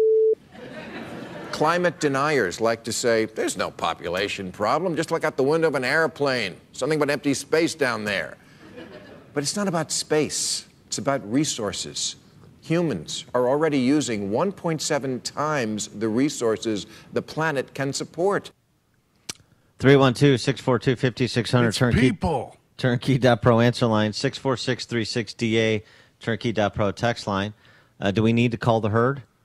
As Bill Maher said? Call him. Call him? Call him. Do you want... And start with that lead Judas, okay? Which I wouldn't even make him, even if you braised him for 18 hours, you wouldn't make a good taco. Well, here's the thing. You never get to leadership by example from the Bill Mahers of the world, just like Dan Savage, who wants mandatory abortion for a period of time. They're never willing to volunteer themselves. This is so 70s, man, Bill Maher. It's so 1970s. Overpopulated. I'm expecting him to read Jonathan Livingston Seagull next and have an Orange Julius on his show. Well, you're right about the population bomb, Paul Ehrlich's book, right, which was discredited by everybody. Discredited mainly by Julian Simon, who had the bet with him, but it's discredited by the research of David Ricardo 100 years earlier, who discredited Thomas Malthus' arguments about overpopulation. It's a misunderstanding of food production, right? The belief 200 years ago was that food production grows arithmetically while population grows geometrically, so you're going to run out of food. And because of innovation and industrialization, that turned out not to be true, and it continues to not be true. Check out the Malthusian thing coming up from Dan Prout. Well, I'm just saying there's Malthusian, baby. But there's nothing new. These are not new ideas. They're not new arguments. To your point, it's the 70s. Like the 1870s.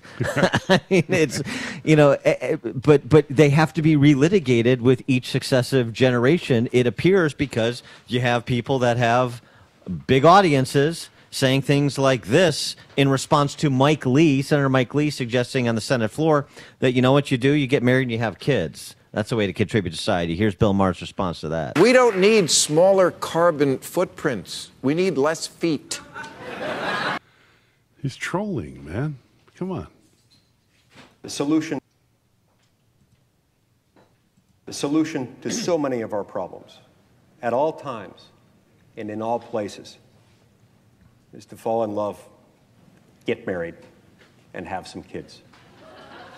Ugh.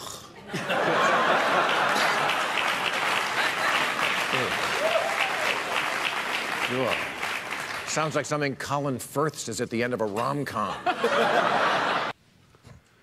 Well, he may be right about the Colin Firth rom-com thing, but that the idea of getting married and having children, having a family, that's a laugh line.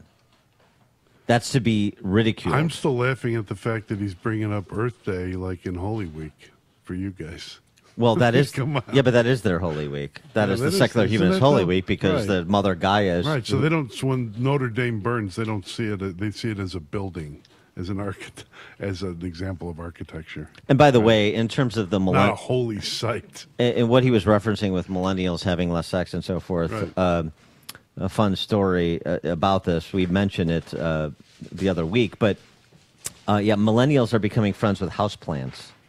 This piece in Zero Hedge. Hipsters in places like Brooklyn have shops like Tend, Tula, and Soft Opening to graze for new friends. One millennial. We're talking about an antiquated industry that hasn't changed, and the consumer has. Millennials don't want to go to Walmart to buy their plants.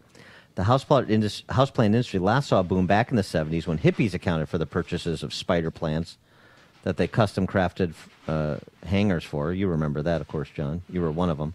Today, millennials buying plants like the Monstera Deliciosa. I think I was just listening to Black Sabbath and doing bongs back then. I wasn't making houseplants. Nice example you are for your kids. That's right. I mean, this is a family show. Monstera Deliciosa and the fiddle leaf fig. Do you have either of those plants?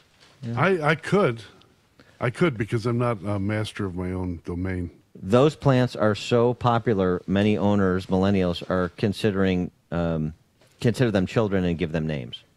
So that's what millennials are doing when they're not playing video games. That's when you just kick people right in the special purpose and say, move on, get out of my life. You give names. You know what? There's a scene in one of my favorite movies, The Man Who Would Be King. You know this movie? Mm-hmm.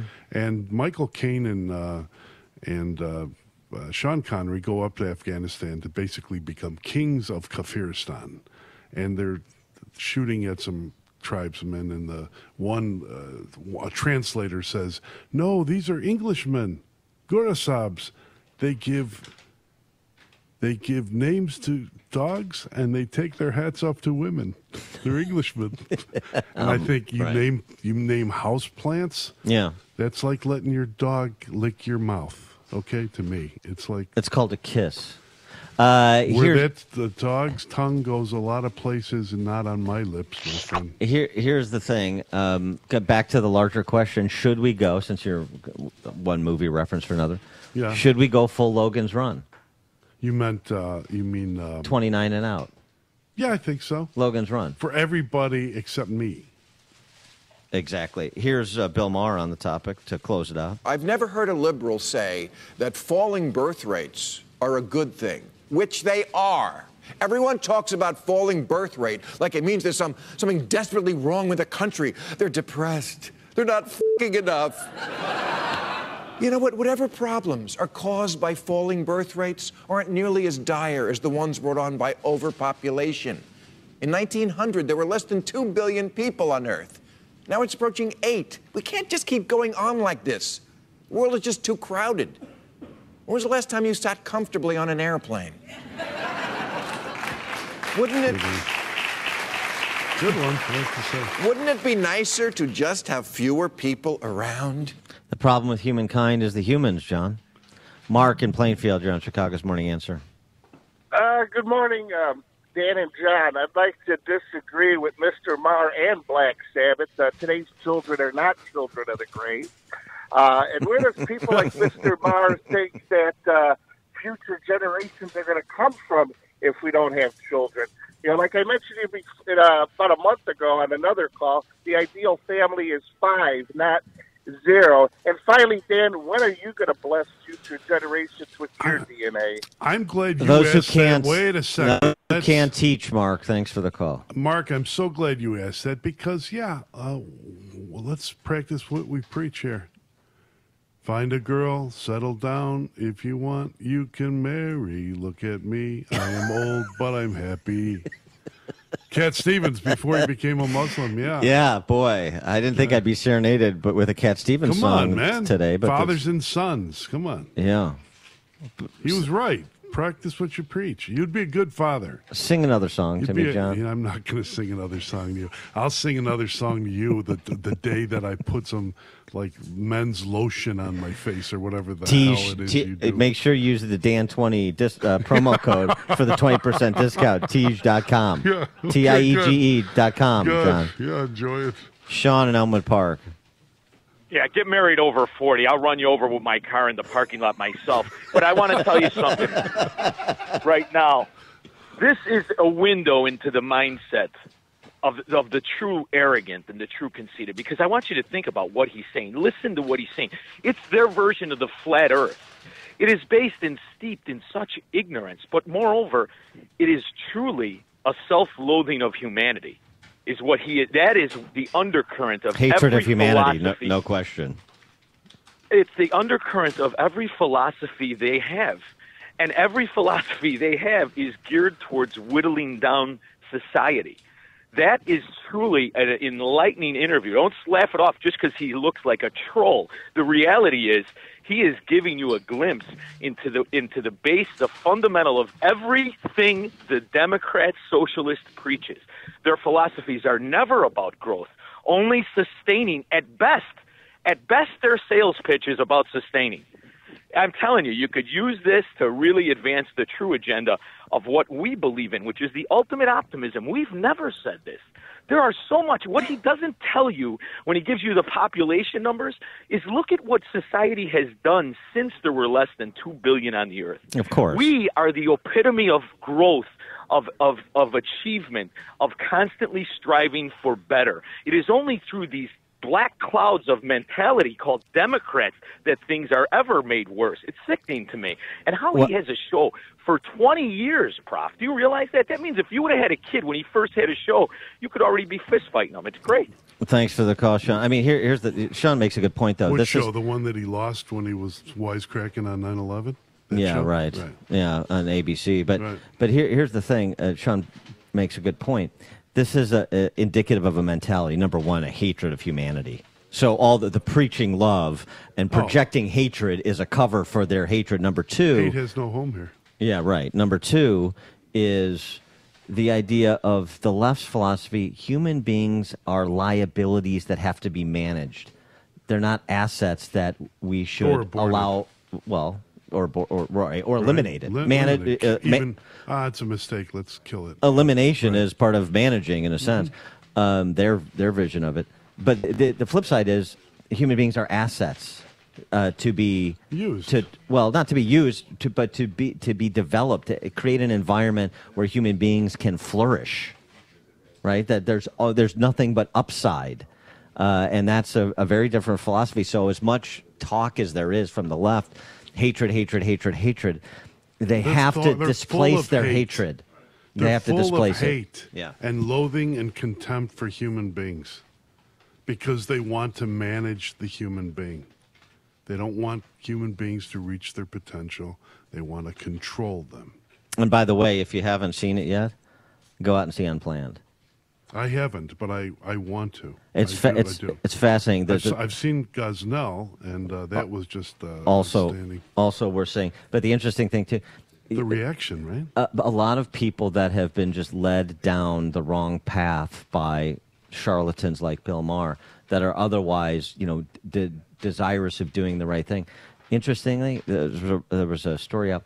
94 staffers at Planned Parenthood mills around the country have resigned since Unplanned came out. And that was testimony, I think, before Congress, right? Scales, falling from the eyes. Dave in Downers Grove, you're on Chicago's Morning Answer. Yeah, good morning, John and Dan. Hey, listen, I'm old enough to remember before global warming, there was overpopulating the earth. Yeah. And then, but anyways, I called because you were talking about John Maher was saying we're overpopulating. Well, I think we got overpopulation of illegals in Chicago. What's the multiple of money we don't have that we spend for them every year? Thanks for the call, Dave. Just an interesting aside on Malthus, since we're talking about the philosophical origins of all of this nonsense that sophists like Bill Maher apply. Interesting thing about Malthus, he's remembered for his essay on population, which argued about the concern of overpopulation. But he was against contraception of any kind, any kind of abortion. What he was really trying to do when he made a poor argument is respond to utopians like William Godwin, who wanted the government to eliminate poverty. Malthus understood that government intervention would make everyone poor. He was anti-communist before we had the word communism. So it's just interesting, these guys just take one sentimental idea out of context from 200 years ago and continue to run with it and prosecute the case, regardless of, frankly, the merits of even the argument they think they're making. It's just, I don't know, it's just remarkable to me. One thing that, as a listener, you do is you refer to sentimental barbarians. Yes. I just offer this. You have to explain it repeatedly because people should know what that means in your mind. What does it mean, sentimental barbarian? It's me. And where does it come from? Where does sentimentality come from? I know where well, I'd like your take on it. Where does Dan Proft using the phrase sentimental barbarian, where does that come from? What's the history of this? Okay, well, now you're really going down a rabbit hole. Sorry, I want to know. All right, well, I've always wanted to know. All right, we're going to have to pick that up in the 7 o'clock hour, but I will do so. John Cass, instant request. Dan and John Cass in for Amy J, coming to you from FJ Kerrigan Plumbing, that is, in Wilmette, part of our AM 560 Signature Bank Business Tour. Connect with Dan and Amy using the AM 560 mobile app. Download it today at 560theanswer.com/mobile.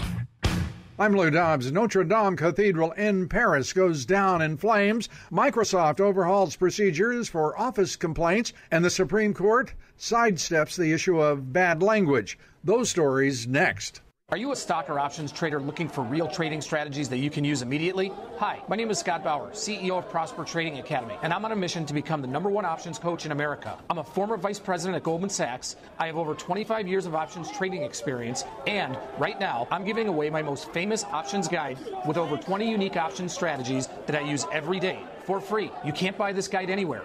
To claim your free options trading guide, simply call 855-892-2307 now and mention my name, Scott Bauer, and we will rush you the guide. Call 855-892-2307, and someone from my options team will help you get this guide in your inbox as quickly as possible. Call 855-892-2307 now and start learning to trade the right way. Call 855-892-2307. Prosper with options. Stocks and options trading involves financial risk and is not suitable for all investors. One of the most visited buildings in all the world, Notre Dame Cathedral in Paris, was destroyed yesterday. Initially, the fire was linked to a major renovation project at the cathedral. Terrorism, however, has not yet been ruled out. Microsoft announcing it will revamp practices for investigating discrimination and workplace harassment within the company, including required diversity training for all of Microsoft's 16,000 managers. The Supreme Court heard arguments yesterday in a trademark denial case involving a Los Angeles fashion brand whose name is, when pronounced verbally, sounds like an expletive. The justices used a variety of verbal gymnastics and devices to avoid saying the expletive out loud, just as we did here. Please join me for Lou Dobbs tonight, 7 o'clock and 10 Eastern on the Fox Business Network. This is the Lou Dobbs Financial Report. Attention maintenance coordinators. Fans are a vital part of your business's building or factory. You've got to keep the air moving. But when they break down or need service, who can you call? Vans Industrial repair all types of fans, from small wall fans to large air movers. Hi, I'm Dave Van Camp, president of Vans Industrial. Fan repair is one of many services that Vans Vans offers. If you have a fan with a damaged shaft, bearing, impeller, or housing, we can help. And if you need a new fan, we handle all major brands and can provide engineering assistance to properly size your new fan. Our crews can respond to your emergencies or routine maintenance and will have your fan back up and running fast. And when we're done repairing your fan, we can also dynamically balance it so it runs smooth for years to come. Vans uses only the best and safest union-trained mechanics, insured at the highest level, to perform the job right. Call 833-VANS-IND to get your fan repaired today. That's 833-VANS-IND. Or on the web at vansindustrial.com. This is Dr. Howard, founder and formulator of Balance of Nature. We're changing America, one life at a time. Between Thanksgiving and Christmas, I always got bronchitis. I remember missing Christmas parties at work, even Thanksgiving. A few years ago, you had an advertisement, and this woman would say, "I don't get sick anymore." And I said to myself, geez, that would be wonderful if it just did that. And it has. I haven't had that at all since I've been on Balance of Nature. You can get a common cold, for a day or two. I don't even get that. From now until April 21st, receive a 20% discount and free shipping on any first order of Balance of Nature. Again, this special radio offer will only be available through April 21st. Call 1-800-2468-751 or go to balanceofnature.com. To take advantage of this special discount, use discount code CHICAGO. It's news, opinion, insight. It's AM 560, The Answer. WIND, Chicago. There's no evidence of arson. I'm Dave Anthony, Fox News. That's what a prosecutor is saying in Paris. Hours after the fire at the Notre Dame Cathedral was finally put out, people in France in shock. It's 850 years of history. It really hurts. We're sad. Fox's Simon Owen is live in Paris. Dave, people are filling the sidewalks around the cordoned off cathedral here, taking in the destruction. This iconic church losing its spire and its roof. But firefighters worked through the night to save the church's primary stone structure. The fire now declared fully extinguished after around 15 hours. President Emmanuel Macron has pledged a rebuilding effort. Two wealthy French families have already promised $320 million. Dave? Simon, Democrats are demanding the Trump administration turn over internal documents as the president pushes to transfer illegal immigrants to sanctuary states and cities like New York. Mayor Bill de Blasio told New York One, "It's illegal. It's just plain illegal. We'll meet him in court. We'll beat him in court." The president has a new 2020 challenger. Bill Weld wants to beat him in the Republican primaries. The former Massachusetts governor announced his GOP campaign last night, while Bernie Sanders, the frontrunner among the candidates in the Democratic race, was at a forum on Fox in Bethlehem, Pennsylvania, where Fox's Jared Halpern is live. Minutes before his Fox News town hall, Vermont Senator Bernie Sanders released 10 years' worth of tax returns, showing he's now a millionaire thanks to writing a best-selling book. So if anyone thinks that I should apologize for writing a best-selling book, I'm sorry, I'm not going to do it. But Sanders used the release of his tax returns to make an appeal for more tax information. I guess the president watches your network a little bit, right? Hey, President Trump, my wife and I just released 10 years. Please do the same. In his 2016 run, Sanders declined to release multiple years of tax returns. Dave. Jared, and the president is also fighting a Democratic push in the House to get his tax returns directly from the IRS. This is Fox News.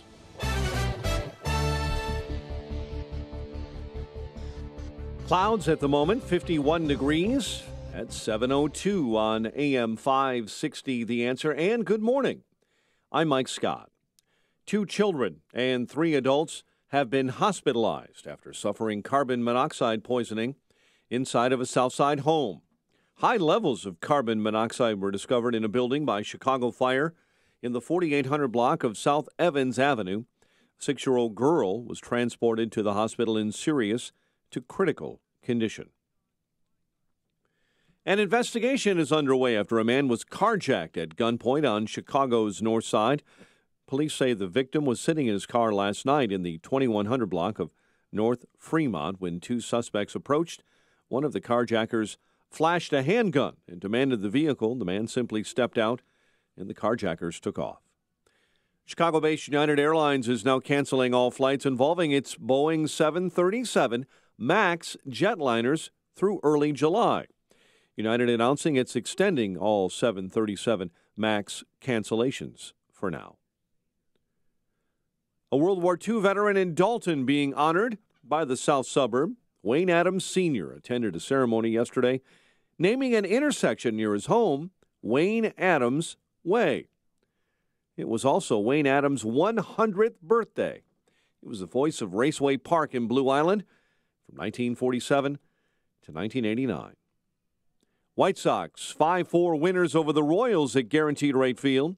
Wilson Contreras homered and plated 3, and the Cubs 7-2 win over the Marlins in Miami. The news a service of Express Services Incorporated. You work hard, you know what it takes to succeed. Now it's time to put your experience and work together and launch your business. For a limited time, Express Employment Professionals will give you $25,000 to open your franchise. Get to know Express.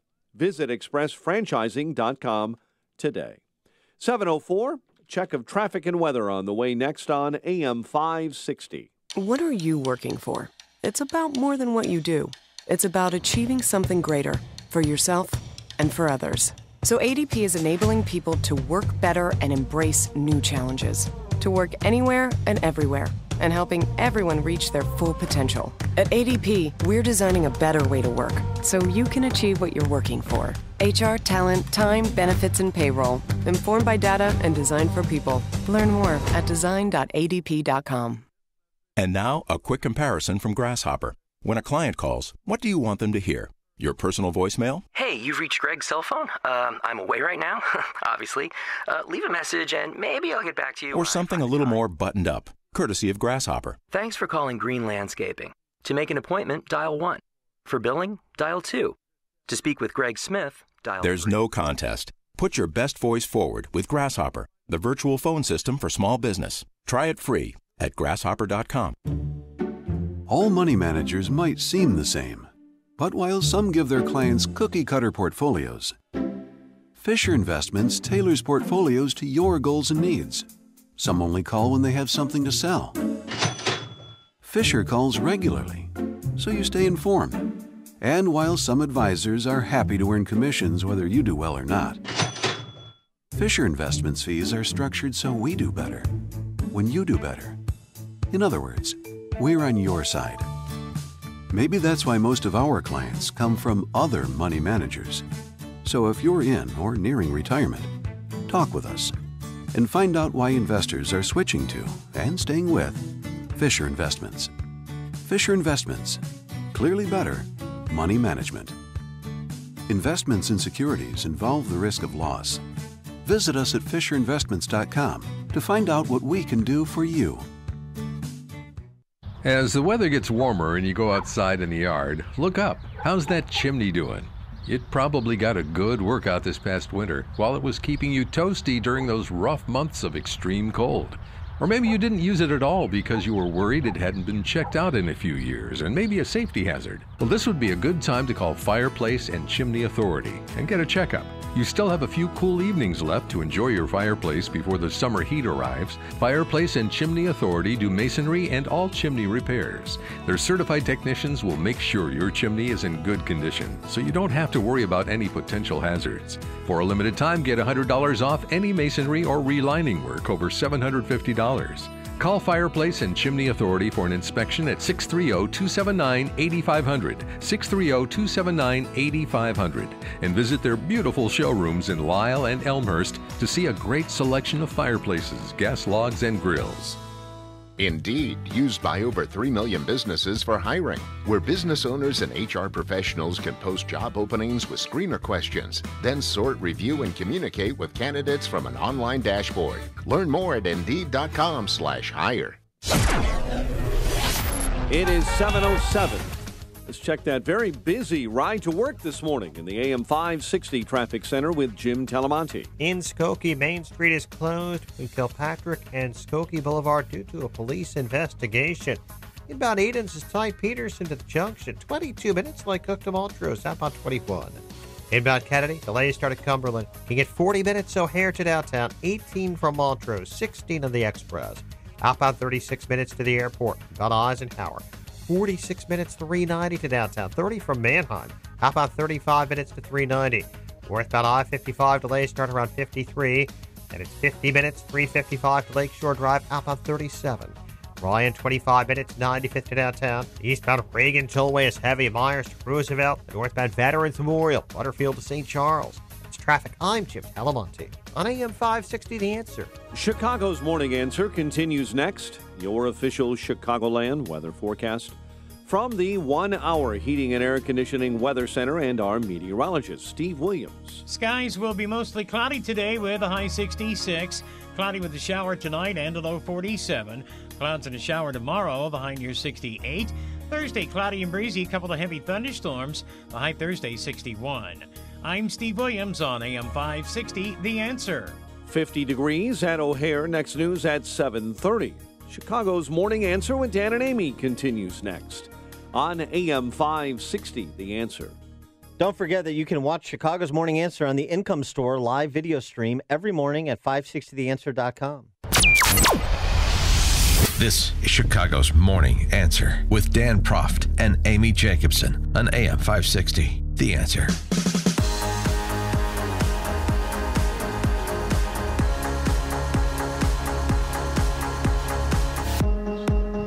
Good morning, Dan, and in for Amy this morning, John Cash, Chicago Tribune columnist, not Pulitzer Prize winner.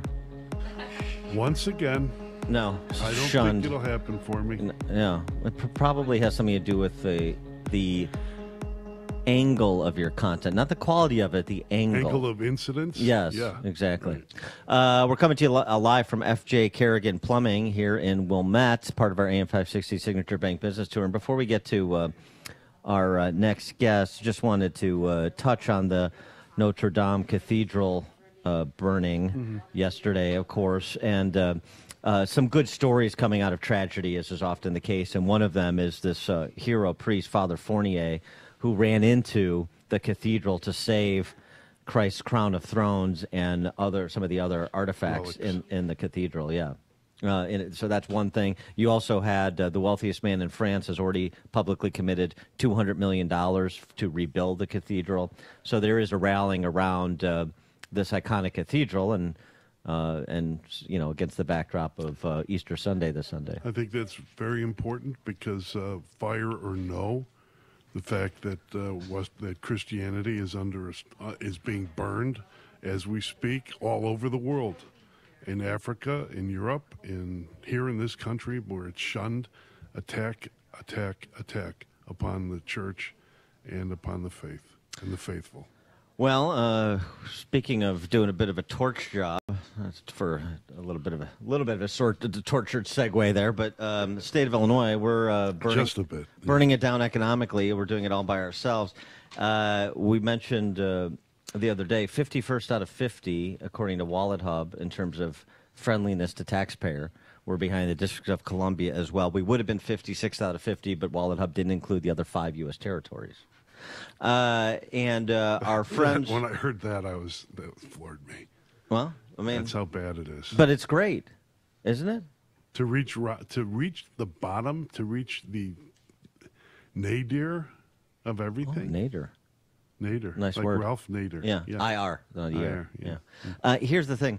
What are we getting for the money? That's always my question, because I know we love the taxation here, and we'll have the Please, sir, may I graduated have state another? income. Yeah, we'll have graduated state income tax. Right. Get rid of those pesky exchanges in the city. Take all the insurance and legal business with you. That's fine. I'm all for that. Right. It's just, what are we getting for the spend? Well, you're getting if you want to walk with your loved one downtown Chicago on a summer night. Oh yeah, you have that beautiful beating, maybe. Well, you have that Navy Pier flyover by my place, which nice. It's nice. Yeah, it's nice. It's a nice amenity. Listen to the police scanners. Well, but also worst services in the country for persons with developmental disabilities. Yeah. Some of the worst school systems in the country, including one of the second biggest, third biggest in Chicago. I tell you that I'm proud of my sons. One of the boys is student teaching. He wants to be a special ed teacher. Good, that's and, great. A coach of soccer, and that's not a sport, yes, but you can you can still coach calisthenics. But you there need are coaches, instructors. There are openings in Chicago right now, in the city of Chicago, public schools for special ed teachers And, Betty, who is a teacher as well, advises him not to apply there because of the way that it's done. The class sizes are so big and there's so little support, and people are burning out left and right in that system. So what? I'm again still trying to find out. So what do you get for what are we getting for the money? If your parent and your child needs special services, can you stay in Chicago? I know a lot of people who've left the state, including in well-to-do suburban areas, that left the state because they had a family member with a developmental disability, a child, right. And other states just do a better job of keeping their promises in terms of service provision. I have a friend of mine, family from Riverwoods, moved to Wisconsin specifically for that reason. I know that's anecdotal, but it points to a larger reality. What about infrastructure, our comparative advantage in the regional and global economy? Our location on the lake with rail and waterways and air transportation. Water and, we're situated to have a renaissance, but you don't have a renaissance when you're debating for the next 20 years, how quickly do we go bankrupt? Which is what it's going to happen. Highest black unemployment in a major urban center. That's Chicago. Talk to the operating engineers about the state of our state's infrastructure. So what are we getting? Here's what we're getting, as you know. We're getting a lot of public sector workers who are making 30, 40, 50% more than their private sector counterparts and have guaranteed seven-figure pensions to kick. It's a payoff for Democratic political workers to perpetuate the power held by Mike Madigan, Johnny Cullerton, and other White Walkers or whatever they're called. And also to fold in a lot of White Walkers. And also to fold in a lot of Republicans too. Oh, wait, the Republicans that caved on the tax giveaway, the tax increase under Rauner, those Republicans from Arlington Heights and the rest of that crew are beneath contempt. Beneath contempt, not even, I'll mention Bill Barr just to make fun of him, or William, what is his name, the HBO person? Bill Maher. Bill Maher. Bill Barr is the Attorney General. Yeah, Bill Maher, I meant. But not those people. Mm-hmm. They are beneath contempt to me. So that's a perfect segue, on top of a segue, to our next guest. He's Jonathan Williams. He's the chief economist and vice president of the American Legislative Exchange Council. ALEC, they put out this annual report along with our friends Steve Moore and Art Laffer, Rich States, Poor States. In which category do you think Illinois is, despite having all of these well-to-do areas like the community we're sitting in this morning, Wilmette? To get the answer, Jonathan Williams joins us now. Jonathan, thanks for joining us. Appreciate it. Well, absolutely, and good morning, and greetings from the land of make-believe here in Washington, D.C. Yeah, from one woozy dreamland to the other. We're in Mordor, Illinois. Oh. Yeah. Boy. So, how bad is it? How bad is Illinois? Well, it's, you're not number 57 of President Obama's 57 states, but you're close to it, and you're at 48 this year in economic outlook.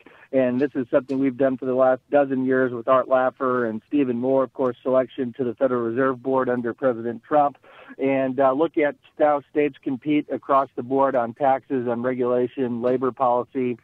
And this is, disturbing. This is Illinois' worst ranking in the history of our report. You've hit it a couple of other times, but you've fallen 8 spots since just 4 or 5 years ago, the start of the Rauner administration, when you started to see some positive ideas being talked about, at least. And so, this is not a new story, I know, to both of you, but it is yet another piece to say, yes, we confirm the Wallet Hub story. We confirm so many of the other stories that are all coming together to say, Illinois has a massive competitiveness problem. And from what I see as an outsider, I was there in Springfield, unfortunately, when the $15 hour minimum wage, which is going to decimate, especially downstate, I think, and then, this discussion over a millionaire's tax would be the death knell to Illinois' economic competitiveness.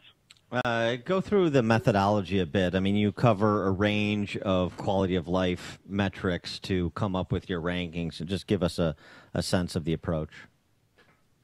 So we go through and measure 15 different things, and you can obviously probably choose 500 different things to compare states, but Art Laffer has come up with this methodology used it for the last 50 years when it comes to things that we know matter for economic growth: taxes, regulation, labor policy, things like tax burdens, tax rates, right to work status, which most of your neighboring states have now accomplished because of its economic development benefit. Minimum wage is a factor that we take a look at in terms of affordability of a workforce, workers' compensation costs, and things like taxing expenditure limits. So we try to get a well-rounded view. So while you see some of these surveys are specifically looking at business taxes or tax burdens, we have a little bit more holistic approach. And the other thing that's nice about our ranking is all of our factors were chosen as things that state lawmakers in Springfield and other state capitals across the country have direct control over. Because you see all these other surveys, sometimes they'll say, well, what about the weather? Or what about X, Y, or Z factor that legislators would love to control sometimes? Our factors are actually directly controlled by state policymakers. And what are the states that are at the top of your economic outlook ranking doing? States including our neighbor to the east, Indiana, and states where a lot of Chicago area families are moving, Tennessee and Florida, all in the top 10. Yes, Indiana's been a great success story, as you've seen over the last 7 to 8 years, especially starting with Mitch Daniels and then Mike Pence as governors. They've moved up to number 5 from being in the mid-20s just 6 or 7 years ago. So it's really been an incredible approach for them of chipping down tax rates. Instead of having every year being a new budget crisis and thinking about new ways to raise revenue, they've been thinking exactly the opposite of how do we get our rates down to become more competitive, both on a corporate and on a personal income tax side.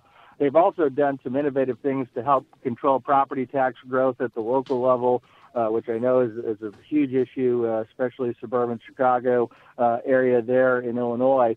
And, you look at places like Tennessee, as you mentioned, or Florida or other huge inbound migration states. Florida's going to gain about 1 million people on net over the last decade, and looking to gain probably 2 U.S. House seats after the 2020 census because of that in-migration when we do the reapportionment process following the 2020 census. And, of course, the thing that Tennessee and Florida have in common is no personal income tax.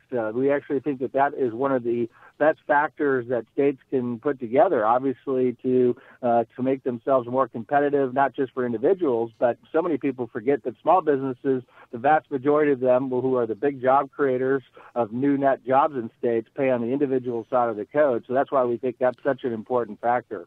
But here's the problem with all these big spending, big government-loving people moving to Florida, right, after they've had their way with Illinois. They go to Florida. Then they'll change the politics of Florida or Indiana, where, say, I would like to live under the with a case of Urban under the windmills in Rensselaer and look back at Chicago and laugh. But I don't want to bring all my liberal Democratic friends with me to basically destroy the politics of Indiana. And I'm wondering what will happen to Texas and Florida as all these people come and demanding their new place to be converted like the old. Well, that's really one of the biggest questions I get as I travel to 50 states and talk about our research. Is they look at the Ted Cruz results of only winning by a couple of percentage points against Beto this last cycle, and they look at Florida and they look at some of those other states. And while we don't look at it from a political angle, I can tell you, working directly with state lawmakers who are looking at this issue pretty closely, I think there's 2 ways you can look at it. One is, that is one distinct possibility that people will bring their desires for more public services. I live in Northern Virginia. We've seen it firsthand in terms of the federal government workforce come in and populate Northern Virginia and what that's done to the economics of the Northern Virginia area, and certainly the political outlook as Virginia has become a bluish tinge of purple, if you will. But then there's the other aspect of this, which is, that's why it's incumbent upon all of us who follow this closely, and certainly elected officials, to help tell the story of why individuals were underemployed or unemployed in a place like Illinois or my former home state of Michigan at one point, or New York or California, or these high-tax states, and why they have opportunity in states like Texas and Florida and Tennessee and Indiana, states that have gotten it right. And I think to some degree it's also incumbent on the business community to stand up for themselves and not to be shy in talking about why is it that we just created these jobs in this state versus our former home state that has driven us out with high taxes and regulatory state.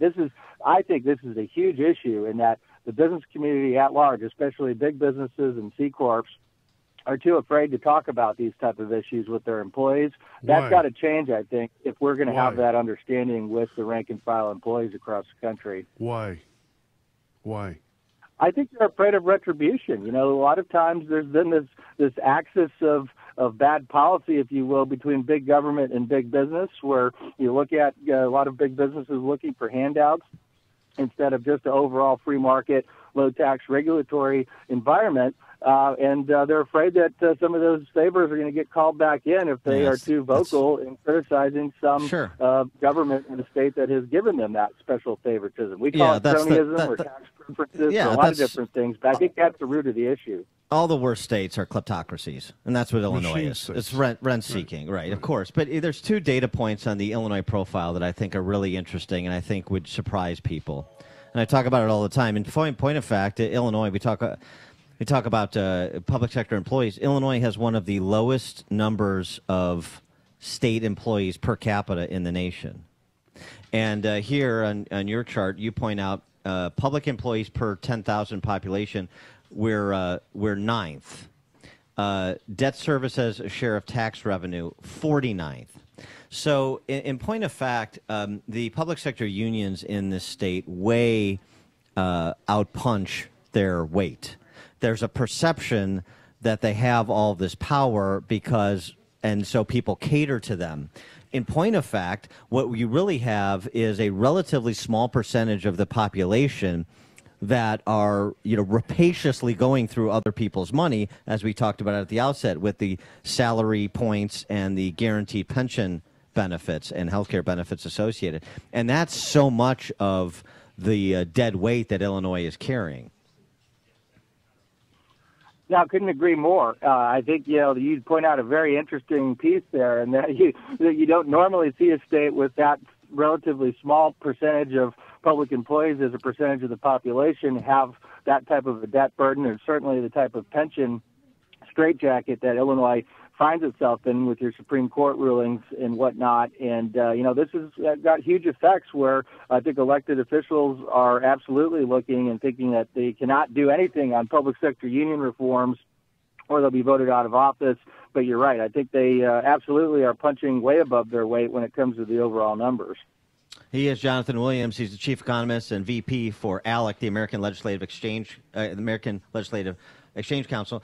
Check out the latest iteration of their annual report, Rich States, Poor States, at ALEC's website. Jonathan, thanks so much for joining us. Appreciate it. Thanks for having me back. Take care. And he joined us on the Turnkey.pro answer line. It's news, opinion, insight. This is Chicago's Morning Answer on AM 560. The Answer. It's amazing but true. When it comes to one of America's biggest household expenditures, healthcare, a lot of people think they've got no choice. People are used to thinking we have to do it this way, but they don't. Yes, you have the freedom to choose an alternative with your healthcare. It's Medi-Share, and it costs way less than the alternatives. The typical family saves $500 a month, not a year, a month. And if you're single, this can save you a lot too. And let's face it, a big reason Medi-Share is 400,000 people strong, it just works. They've shared over $3 billion in medical bills, so they can help share your needs too. Joining Medi-Share for so many people is one of those things that makes you say, why didn't I do this before? So yes, the time has come for something better. Look into joining Medi-Share and see why so many people are opting out of the old way and into the new. Why not look into this? Just call 844-41-BIBLE. That's 844-41-BIBLE. 844-41-BIBLE. This is Dr. Howard, founder and formulator of Balance of Nature. We're changing America one life at a time. I was having a lot of pain in my right hip, and it was causing my leg to be numb below my knee from the hip all the way down. I wasn't getting any sleep. So on top of it, I'm tired, I'm sleep deprived because I'm in pain and I'm not sleeping. So I decided to start taking these things, and the pain is gone virtually. I mean, at 90%, maybe 95%. It was just amazing. Experience the Balance of Nature difference for yourself by using discount code CHICAGO. The price of fruits and vegetables is going up. Call now to see how you can lock in your price of fruits and vegetables for an entire year and get free shipping on every order. Call 800-246-8751. That's 800-246-8751. Or go online to balanceofnature.com and use discount code CHICAGO. Hi, this is Amy Jacobson. Spring is going to be here soon, and it's the perfect time to take notice of any paint issues. Call the professionals at CertaPro Painters right away to take care of your home. Our front porch and back porches were chipping and peeling, just an eyesore. But CertaPro Painters swooped in and made a huge difference. They also painted a majority of our rooms in our house, the quality, service, and attention to detail like no other paint company. You know, spring is the season of change. Time to change your wall color or exterior and transform your home with an updated new look. And if you want some help with colors, they've got you covered with in-home color consultation or online with a color visualizer. Don't put it off. Time to hire CertaPro Painters, your residential and commercial painting expert. Schedule a free estimate online at CertaPro.com. That's Certa with a C, or call 1-800-GO-CERTA. Each CertaPro Painters business is independently owned and operated. CertaPro Painters, we do painting, you do life. AM 560, The Answer.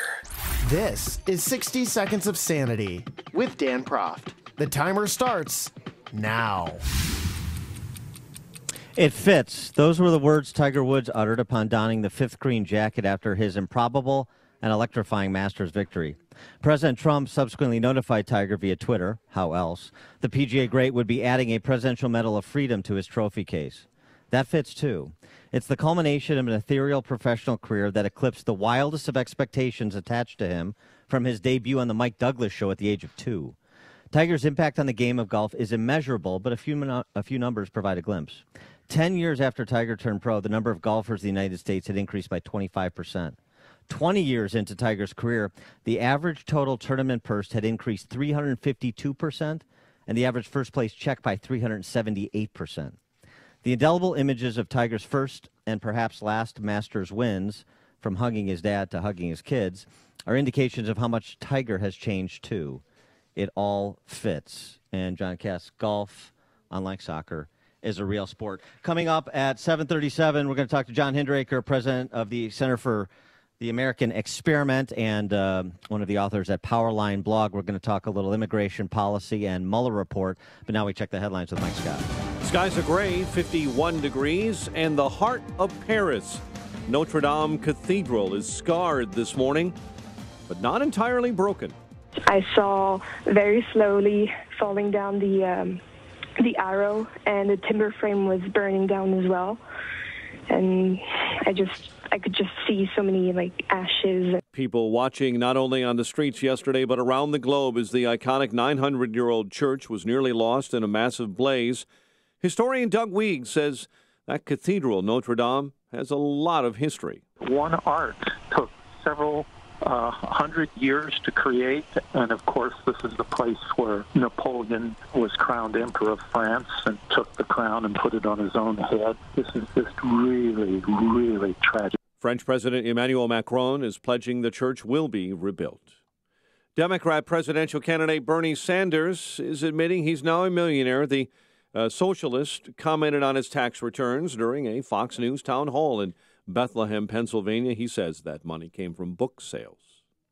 2 children and 3 adults are hospitalized after suffering carbon monoxide poisoning on Chicago's South Side. High levels of carbon monoxide were discovered in a building in the 4800 block of South Evans Avenue. A 6-year-old Chicago boy is in need of a blood stem cell donor to help save his life. Alfredo Diaz has spent much of his life in and out of the hospital after being diagnosed with a rare, life-threatening blood disorder. There are only 34 cases of the disorder currently in the world. His parents are hoping to find a matching donor. Chicago sports. White Sox claw back for a 5-4 win over the Royals at Guaranteed Rate Field. Cubs 7-2 winners over the Marlins in Miami. The news a service of InvisibleFence.com. Keep your pets secure and safe with Boundary Plus technology, exclusively from Invisible Fence brand. Boundary Plus is the only dog fence that provides additional protection against escape. Save 50% on professional installation when you schedule your home quote today at InvisibleFence.com. 7:33 is our time. We'll have a check of traffic and weather coming up next on AM 560. I am not a Republican. I am not a Democrat. The Joe Walsh Show. I am a freedom-loving, limited government-believing libertarian. I'm a Tea Party conservative. I believe in freedom and a government that stays the hell out of my life. And I got to tell you something, that's not the Republican Party and that's not the Democrat Party. I want government to leave me the hell alone. You tell me what party advocates that. The Joe Walsh Show. Weeknights starting at 5, right before Larry Elder at 7 on AM 560. The Answer. Hopefully your home's heating survived the recent polar vortex. It's important to have a heating and cooling company you know you can depend on. That company is the original Arlington Heights Heating and Cooling. They aren't one of those massive companies with newer techs and subcontractors. Oh no, Arlington Heights Heating and Cooling send only their own highly skilled techs. From service to installation and everything in between, the work quality and customer service is the best. For 40 years, the original Arlington Heights Heating and Cooling has kept homeowners and business customers comfy and warm in the winter and nice and cool in the warmer months. Don't call the big guys, call the best. Call Carrie at 847-545-1700 or visit arlingtonheightsheatingandcooling.net. That's Carrie at 847-545-1700 or online at arlingtonheightsheatingandcooling.net. The original Arlington Heights Heating and Cooling, not the biggest, just the best. Message and data rates may apply. Ladies and gentlemen, this may be the last time you ever have to worry about hair loss. Because Bosley is the real deal. They're giving women and men their hair back permanently. Their real hair. All it takes to get started is a single text message. You'll get an absolutely free information kit and a free gift card when you text TRUST to 85850. Bosley will show you, for free, how great your hair could look. You'll also see, for free, why you're losing hair and how to get it back. Women and men all over the country trust Bosley because they're America's #1 hair restoration expert, ahead of the curve with the latest technology. And the best part? Bosley has permanent solutions to hair loss. You'll love what they'll do for your hair. So drop what you're doing long enough to send a text. Get your free information kit and gift card for $250 off by texting TRUST to 85850. Don't forget, that's TRUST to 85850. Check out Ground Game, the latest podcast from the Associated Press discussing the top political issues around the country.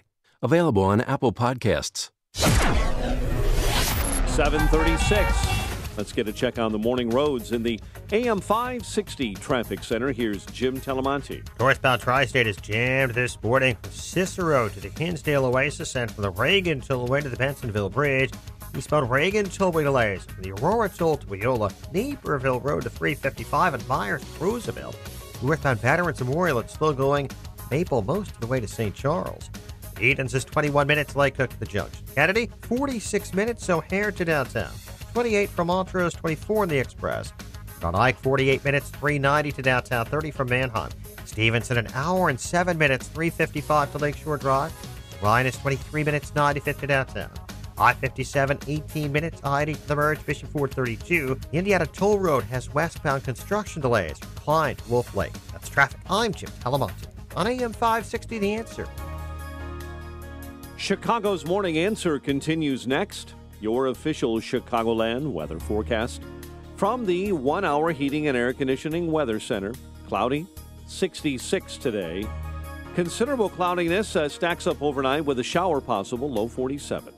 Currently 51. Next news at 8. Continuous news coverage at 560theanswer.com. Chicago's Morning Answer with Dan and Amy continues next on AM 560, The Answer. This hourly segment is brought to you by In the Know with Wealth Management Group, hosted by Craig Bolanos. Heard Sunday mornings at 10. Listen to podcasts of Joe Walsh and Chicago's Morning Answer with Dan Proft and Amy Jacobson on the AM 560 mobile app. Download it today at 560theanswer.com/mobile.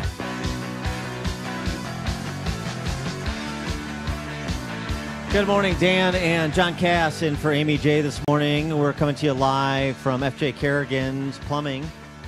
FJ Kerrigan Plumbing in Wilmette, part of our AM 560 Signature Bank Business Tour, and we've cobbled together some of the few remaining center-right sensible people that live on the North Shore. They've stopped by for a little coffee. Come on, stop by, have a bagel. Get a picture with the slimmed-down John Cass. Congratulations on the weight loss.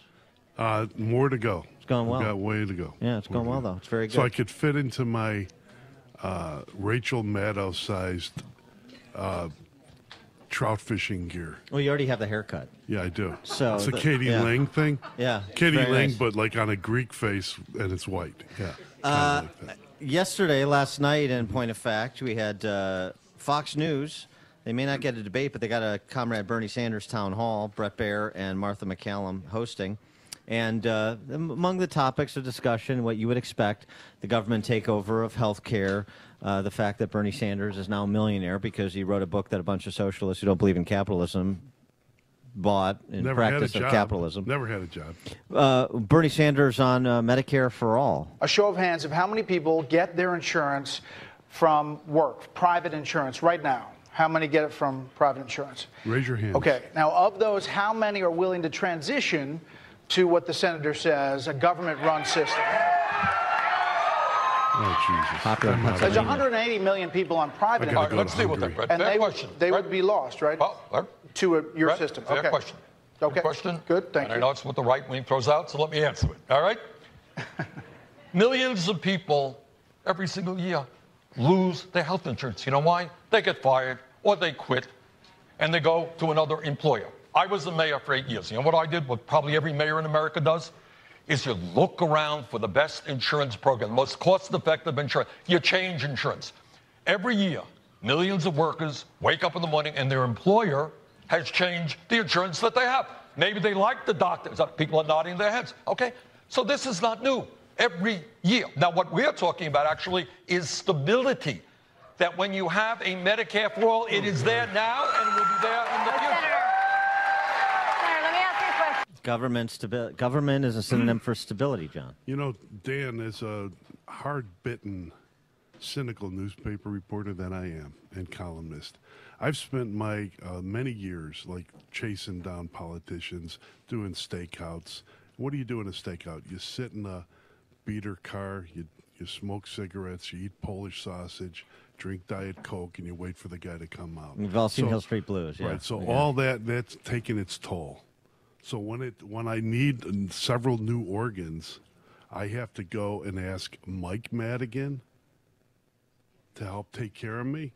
Is that what you're telling me, Bernie Sanders? I've got to go to my political hack friends to take care of my knee replacement? One more... Because that's what it's going to be. You understand that. There's no way around it. One more offering from Bernie Sanders on capitalism. Brett Baer, he made $500,000 last year, largely because of royalties from his book. Isn't that an example of capitalism that he otherwise rails against? You know, when you wrote the book and you made the money, yeah, isn't that the definition of capitalism, the American dream? No.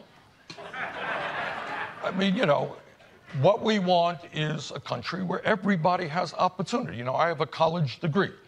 Like, I'm a United States Senator. But a lot of people don't have a college degree. A lot of people are not United States Senators. I want everybody in this country to be able to have health care, to have education, to when they turn on the water, have drinkable water, not toxic water. So what we are fighting for, Brett, is a society not where just a few people can make a whole lot of money, but a society where everybody in this country has the opportunity to live in security and dignity. Spying isn't spying. Capitalism isn't capitalism. Things are being redefined faster than we can keep up. John Hindraker, he's the president of the Center of the American Experiment, also one of the contributors to PowerlineBlog.com, which is always a must-read. He joins us now with more on this topic. John, thanks for being with us again. Appreciate it. Yeah, good morning, Dan. Morning.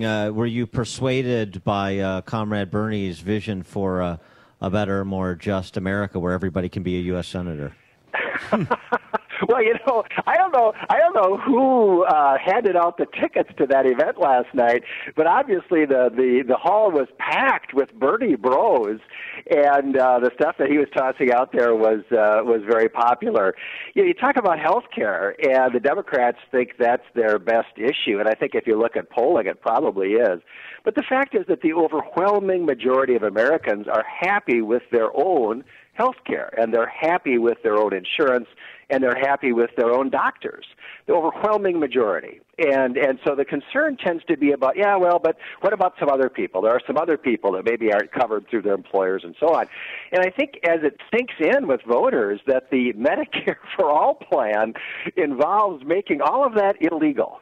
It's not giving you a choice. It's going to be illegal for employers to provide group health insurance of the sort that the large majority of Americans now have and enjoy. And I just don't understand how once people begin to understand how this is actually going to work. I don't understand how the Democrats think they're going to be able to sell it.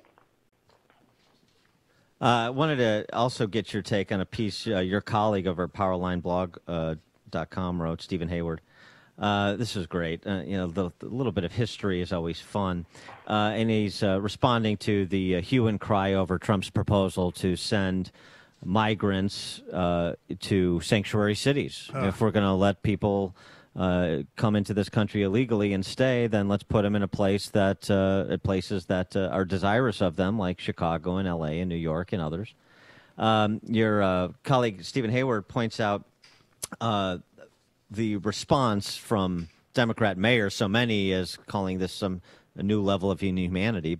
And Trump, it's a bit confusing. You say you want this, but it's inhumane for Trump to give you what you want. He references Bill Clinton, then governor of Arkansas, his response to the refugees that were sent to Arkansas by Jimmy Carter during the Mariel boat lift, and where Bill Clinton wanted to send those refugees, and it wasn't to receive them in Arkansas. That is such a great historical parallel. The famous Mariel boat lift. What was it, 150,000, 125,000 people that were basically kicked out of Cuba and sent to the United States, and a lot of them were being sent to Arkansas. Bill Clinton, who was governor at the time, he was ready to call out the National Guard and start shooting at them, and his proposal was, no, send them to Guantanamo Bay. Right. Yes. Hello to my little friend. Actually, made a fair amount of sense. But the contrast with today's sanctuary cities and sanctimonious Democratic politicians and so on is striking. What do you think about that? There's some criticism of what Trump has proposed, even from the Wall Street Journal, which I guess to some extent is not that surprising. There's sort of a coalition partner with. I wouldn't say open borders, but certainly some of the corporate set that is very sympathetic to policies like Sanctuary City and has been opposed to Trump's policy proposals and tenor on immigration. Do you think that sort of giving the Democrats what they want, good and hard, is a good strategic approach? Well, I may be wrong. I don't think it's a serious proposal. I think Trump is just trolling the Democrats, and I think it's having exactly the intended effect. I've got a friend who's fiery on the subject of illegal immigration. He's been saying this for years. Sure. He's been saying, okay, the liberals want millions of illegal immigrants flooding across the border. Where are we going to put them? Well, he says, how about the Hamptons? The Hamptons are very thinly populated. I bet we could fit 50,000 illegal immigrants in the Hamptons. Then there's Marin County. Hardly anybody lives in Marin County. Let's put tens of thousands of them there. And how about Nancy Pelosi's San Francisco mansion? Have you seen pictures of where she lives in San Francisco? I mean, she could fit 20 or 30 illegals right there in her own house. Why not? But of course, that's not what happens. The liberals live in their gated communities with their guards and so on. And it's the people in the border counties in Texas and Arizona that bear the brunt. So I may be wrong, but I don't think this is a serious policy proposal. I think Trump is just pointing out the hypocrisy of these Democrats who say they're so welcoming. We got to be welcoming to all these illegal immigrants. Okay, fine. You could welcome thousands of them in your own city. But practically everybody gets the point. Practically everybody here's the thing. This dialogue going on and realizes that he's just exposing the Democrats as hypocrites. But here's the thing. It may be. I tend to agree with you that it's just pointing out the hypocrisy. But should it be a serious proposal? Should we talk to Cardinal Cupich here in Chicago and say, open up the Cardinals Mansion and we'll bring people who are in this country illegally and waiting for their asylum application to be adjudicated ostensibly? We'll bring them to your mansion. We will put them in sanctuary cities. We'll test the model of governance you suggest is superior. All of you Democrat socialists who lord over urban centers throughout the country that are that have conferred sanctuary status on themselves. What about making it a serious proposal? Well, why not? It's kind of comical to hear the Democrats saying, no, it would be illegal to send them all to sanctuary cities. Well, I don't know how you can even talk about what's legal. The whole situation is illegal. We're talking about illegal immigrants. We're talking about a massive failure to enforce the law. So, I don't know why you couldn't put a bunch of them on a bus and take them to the Archbishop's, quarters in Chicago. And I'd be happy to see Trump continue to sound this theme. And if it comes to actually sending some of these folks around the country, it's fine by me. Isn't it? I mean, I've noticed the media's reaction to it. They're kind of smart analysts will say that it's being trolled, and then the dumb ones will then continue the trolling, like on the left, and say, yes, please, bring them in. We want them here. I want them here. And I don't think if I did that, even though I don't, I mean, if I invited, say, several hundred people to live in my community, in my neighborhood, in my backyard, I don't think my neighbors would like it that much. Well, I think that Trump, has put the Democrats in a no-win position here for exactly the reason that you say. Isn't it the mayor of Seattle who said, "Oh yeah, send some to us"? Mm-hmm. Now, if you followed in the news what's been happening to that city in the last few years, I mean, it's just falling apart. Yeah. And I can only imagine what residents of Seattle think of their mayor saying, "Oh yeah, send a few thousand our way," So I think no matter how the Democrats respond, Trump is making his point. Yeah, and to your point about San Francisco and Nancy Pelosi, there, Pelosiville, since 2011, there have been at least 118,000 reported instances of human fecal matter on city streets. They've got a real problem over. People are having breakfast, Dan. I'm just saying. Well, they can't even. I'll tell you, I started going to San Francisco decades ago, and it was this kind of magical place. You couldn't believe you're in America. It was like totally different from any other city. It was romantic. It was exotic. Well, now it's turned into a pit. And major organizations that have had, annual conventions in San Francisco year after year are canceling them and moving them to other cities, and people are starting to avoid San Francisco. It's becoming almost uninhabitable. And this is what decade after decade of liberal governance will do to a city. He is John Hinderaker, president of the Center of the American Experiment, and again, get his writings and those of his colleagues at powerlineblog.com. John, thanks again for joining us. Appreciate it. Hey, thank you. Have a great day. And you joined us on the Turnkey.pro answer line. Listen to podcasts of Dan and Amy from the AM 560 mobile app. Download it today at 560theanswer.com/mobile. This is Dr. Howard, founder and formulator of Balance of Nature. We're changing America one life at a time.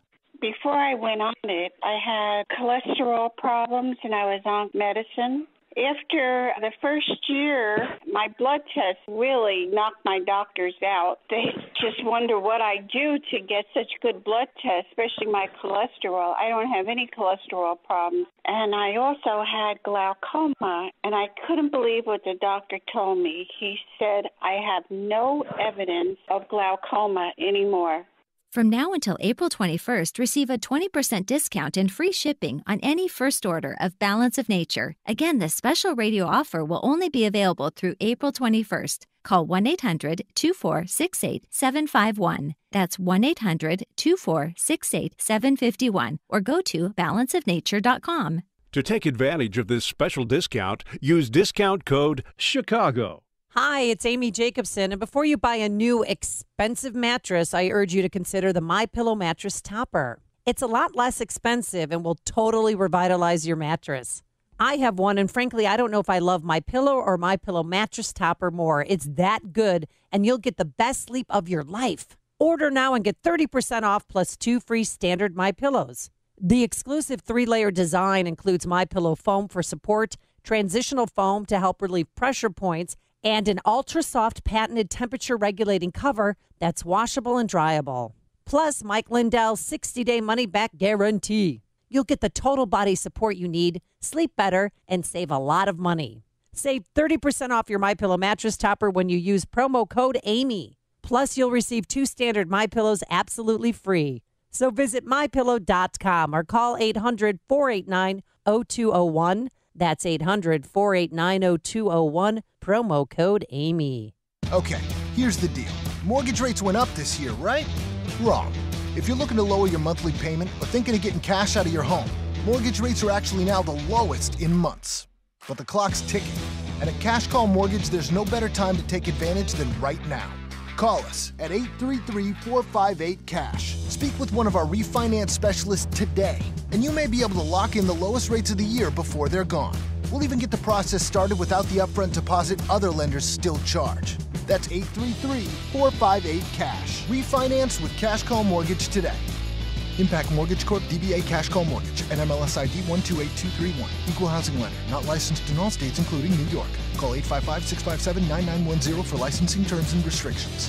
Don't let these low rates pass you by. All you need to get started is a phone. Dial 833-458-CASH. Again, 833-458-CASH.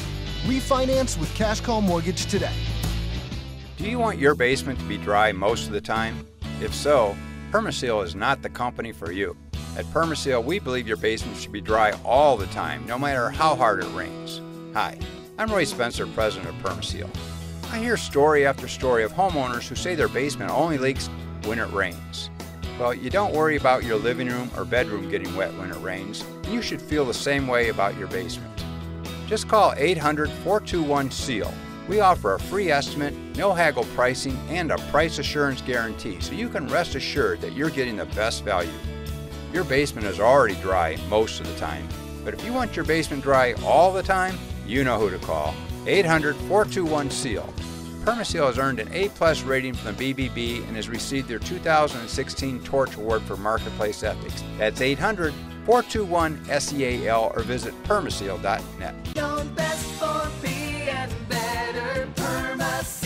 Another school year is about to wrap up, and you need to start thinking about what activities your son or daughter will be involved with during summer break. You want them to have fun this summer, but at the same time have some structure to be prepared for the next school year. Introduce them to St. John's Northwestern Experience in the beautiful Lake Country region of southeast Wisconsin with summer OPS, opportunities for personal success. 5 intensive weeks of learning and training. Young men and women grades 7 to 12 get an opportunity to advance academically in the structured and supportive environment of a military boarding school, and at the same time be involved in an exciting summer adventure camp that inspires personal growth through a commitment to excellence in academics, leadership skills, spiritual and character development, and athletics and wellness. Camp St. John's Northwestern for your son or daughter with full boarding or day camp programs. Get more info at 1-800-SJ-CADET. That's 1-800-SJ-CADET or online at sjnma.org. That's sjnma.org.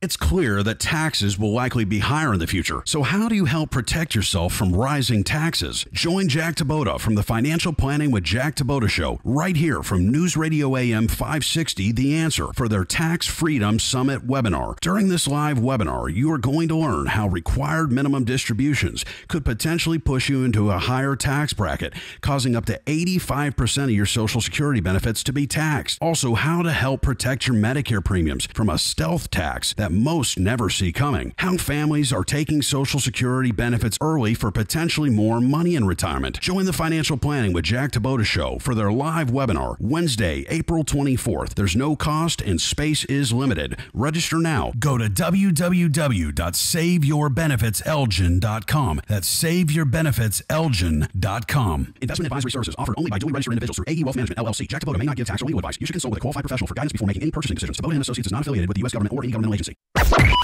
AM 560, The Answer. Dan and John Cass in for Amy J this morning. We're coming to you live from FJ Kerrigan in Wilmette, part of our AM 560 Signature Bank Business Show. We'll be talking to one of the principals of this establishment at the top of the 8 o'clock hour. But, John, here's a feel-good story for you. Because I want to feel good. You're a friend to animals big and small, are you not? I love all animals, especially those with lemon, oregano, garlic, salt, and pepper. It's just despicable. I mean, do you have a dog? Zeus the Wonder Dog, man. Everybody in Chicago knows that. Well, I know. I want you to talk about him and express some affection. I do. I love him. All right. What kind of dog is it? German short-haired pointer.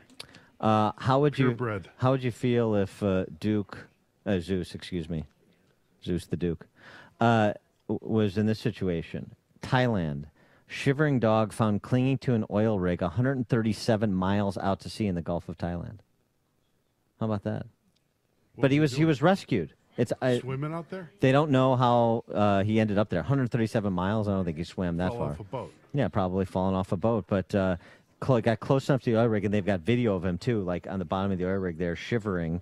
And they rescued him and made him a honorary rigger, whatever they call people who work on an oil rig. Nice. And it's a happy story about a dog that was rescued. I like that, and I watch on demand. I look for dog movies all the time, even if they have nothing to do with reality, like Alpha Male Dog, that show, or A Dog's Purpose, which makes me cry. Well, why don't you do your column? Why don't you make it Cass and Zeus like Turner and Hooch? You could have like a partner. I could have one. Your dog could be your leg man. I could talk to my dog in my column, and he could respond to me, and that's about the point where anybody who reads that is invited to put two in the back of my head when I do it. Okay. Coming up, we're going to talk to Jerry Kerrigan from FJ Kerrigan, where we're broadcasting. We'll also have a moving out segment, North Shore edition. But now we check the headlines with Mike Scott. United cancels some 737 MAX flights. WIND Chicago News Time is 8 o'clock. What sparked the fire? I'm Dave Anthony, Fox News. That is a big question. Hours after the flames were finally put out at the Notre Dame Cathedral, French President Macron says, "We will rebuild this cathedral altogether, and it is undoubtedly part of the French destiny and the project we will have for the coming years." And some wealthy French business leaders have already pledged hundreds of millions of dollars to do that. Fox's Simon Owens live in Paris. Dave, the flames are now extinguished. Smoke is no longer billowing into the sky here. Instead, the hulking shape of Notre Dame's primary stone structure stands against grey skies, now missing its spire and roof. The Paris skyline has changed. The sidewalks around the cathedral are crowded as people get as close as they're allowed in order to take a look at the damage. Paris prosecutors saying at this stage they believe the fire was an accident. Dave? Simon, Iran is retaliating for the U.S., designating the Revolutionary Guard a terrorist organization. Parliament overwhelmingly approved a bill labeling American forces in the Middle East as terrorists. There's a new 2020 contender. A better America starts here. Bill Weld for president. Join us. And Bill Weld's running as a Republican, challenging President Trump in the primaries. The former Massachusetts governor says our country's in grave peril. He can't sit on the sidelines any longer. Bernie Sanders, who's leading among candidates in the Democratic race, pushed his Medicare for All plan at a Fox News forum. We spend twice as much per capita on health care as do the people of any other nation. Now, Sanders wants the government to take over, and we pay no premiums or out-of-pocket expenses, though he admits health care costs money. Are people going to pay more in taxes? Yes. Speaking of taxes, Sanders released 10 years of his returns, urging the president to release his as well. But a Trump lawyer is urging the Treasury Department not to give them to House Democrats, calling their request political, not for legislative purpose. The chairman of the Ways and Means Committee says he has the authority under tax code and the IRS must comply. This is Fox. Skies are gray, 51 degrees. It is 8:02 on AM 560. The Answer, and good morning. I'm Mike Scott. 2 children and 3 adults are hospitalized after suffering carbon monoxide poisoning on Chicago's south side. Chicago Fire tells us high levels of carbon monoxide were discovered in a building early this morning in the 4800 block of South Evans. A trial underway for a man charged with the murder of a 7-year-old Chicago girl in the North Austin neighborhood in 2012. Prosecutors saying Jarrell Dorsey was a gang member who shot and killed Heaven Sutton while firing at rival gang members. Chicago-based United Airlines now canceling all flights involving its Boeing 737 MAX jetliners through early July. United said it tried to use other spare planes to minimize the effect of grounding all of its 737 MAX aircraft, but with the peak summer travel season coming up, making changes became too difficult.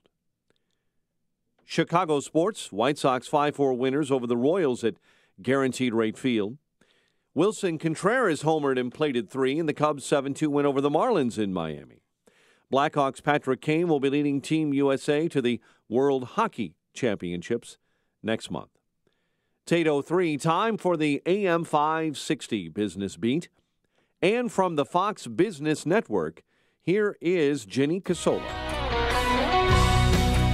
From the Fox Business Network, American Airlines is getting ready to retrain its pilots on the Boeing 737 MAX jet. The Wall Street Journal says as soon as late summer, American pilots will be on simulators trained on the MAX's automated flight control system, suspected in 2 fatal crashes of the plane. The FAA has not mandated simulator training, so Americans' enhanced training is voluntary. The MAX jet is currently still grounded. The world's largest money manager, BlackRock, is reporting a weaker start to the year. Johnson & Johnson is predicting a strong year, though, after its first quarter earnings topped forecasts. J&J is reporting strength in its pharmaceutical business. It's reporting weaker overall sales in its consumer business, which includes over-the-counter treatments, though Neutrogena and Tylenol sales are strong. With the Fox Business Report, I'm Jenny Cosola.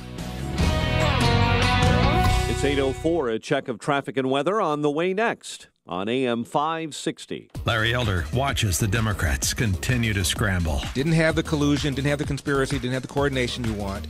So now you're going to get it, and no matter what he says, if he says Trump did not collude, you'll say, ha ha! He didn't say certainly did not conclude, so therefore it wasn't definitive. It doesn't matter.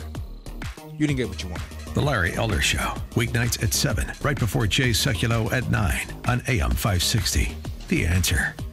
Signature Bank is Chicago's fastest-growing independently owned business bank. It's a bank where relationships still matter. Signature Bank knows your name and your story. I'm Dan Proft, and I know this because Signature Bank is my business bank. I'm Bob Aument, a founding partner of the law firm of Dassman & Aument and longtime personal customer of Signature Bank. Our firm recently left one of the larger banks to bank with Signature Bank, and it's been a refreshing change.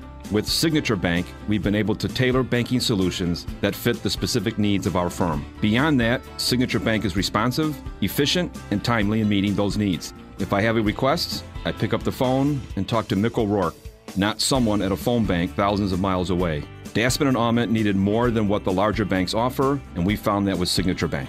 Signature Bank is looking for their next success story. To learn more about turning your business vision into reality, visit signaturebank.bank. Signature Bank, helping local businesses succeed. Member FDIC, Equal Housing Lender.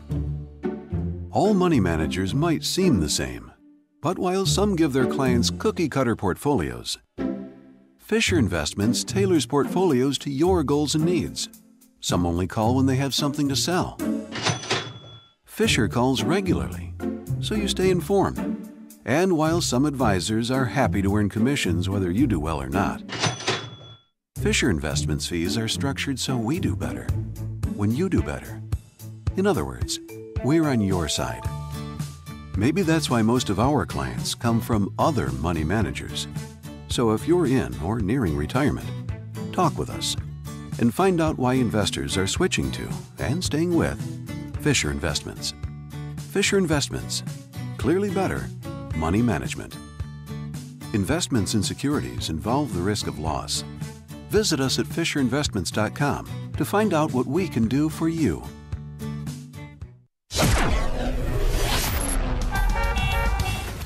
It's 8:07. get an update on the roads in the AM 560 Traffic Center with Jim Talamonte. The inbound Kennedy is heavy. Lawrence to the Burn Circle, it's 52 minutes. O'Hare to downtown, 40 from Montrose, Seaman the Express. Eden's 21 minutes from Lake Cook to the Kennedy. Eisenhower, an hour, 390 to downtown, 38 minutes from Manheim. Stevenson, an hour and 7 minutes from 355 to Lakeshore Drive. Ryan, 24 minutes, 95th to downtown. I-57, 16 minutes, siding to the merge. Fisherport's 27. Northbound Tri-State, it's bottled up, 111th, 31st. And from the Reagan Tollway to the Bensonville Bridge, Scott Adams Tollway delays are 31 to Higgins and Lee to the Tri-State. Reagan Tollway, 31 to 355 and Myers Roosevelt. Northbound Veterans Memorial, I-55 to St. Charles, Army Trail to 290. That's traffic. I'm Jim Talamonte on AM 560, The Answer. Chicago's Morning Answer continues next. And your official Chicagoland weather forecast from the 1 Hour Heating and Air Conditioning Weather Center. Here's our meteorologist, Steve Williams. Mostly cloudy skies today, high 66. Clouds and a shower tonight, low 47. Cloudy with a shower tomorrow, the high 68. A couple of heavy thunderstorms around on Thursday, the high Thursday 61.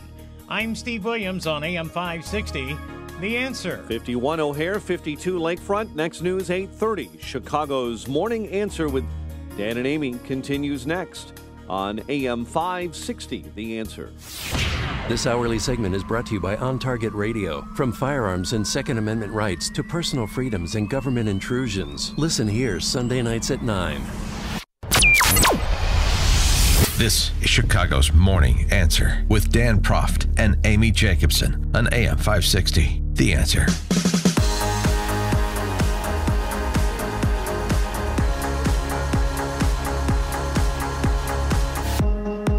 Top of the morning, Dan, and in for Amy J this morning is John K. John Cass, sans Pulitzer, we're sorry to report. Once again, my friends. But also sans about 30 pounds. Trying. Yeah. But now that I'm at Kerrigan's Fine Plumbing and they brought the bagels and whipped cream. We got some champagne here, too, for mimosas. Something I can't really touch. Yeah. Because I got to keep the mechanism clear. That's right. That's right. We can't have you just be a disembodied head like Ted Williams. Everything needs to be held together. That disembodied head on the can of tuna. We are at FJ Kerrigan Plumbing in Wilmette, part of our AM 560 Signature Bank Business Tour, and we're pleased to be joined by Jerry Kerrigan, who's the owner of this establishment. Jerry, thanks so much for joining us and hosting us here. This is great. Thanks very much for coming in, both John and Dan. Very much appreciated. So, third generation plumbing business. Give us the backstory of the business, its location in Wilmette, and what you guys do. So, my grandfather started the business working out of his garage going on 70 years ago. We are a third generation business. After my grandfather, it was my dad and two brothers. Now it's myself and two cousins. We're a family run business, third generation. We have a lot of employees that father sons. At one point we had a father son grandson working for us.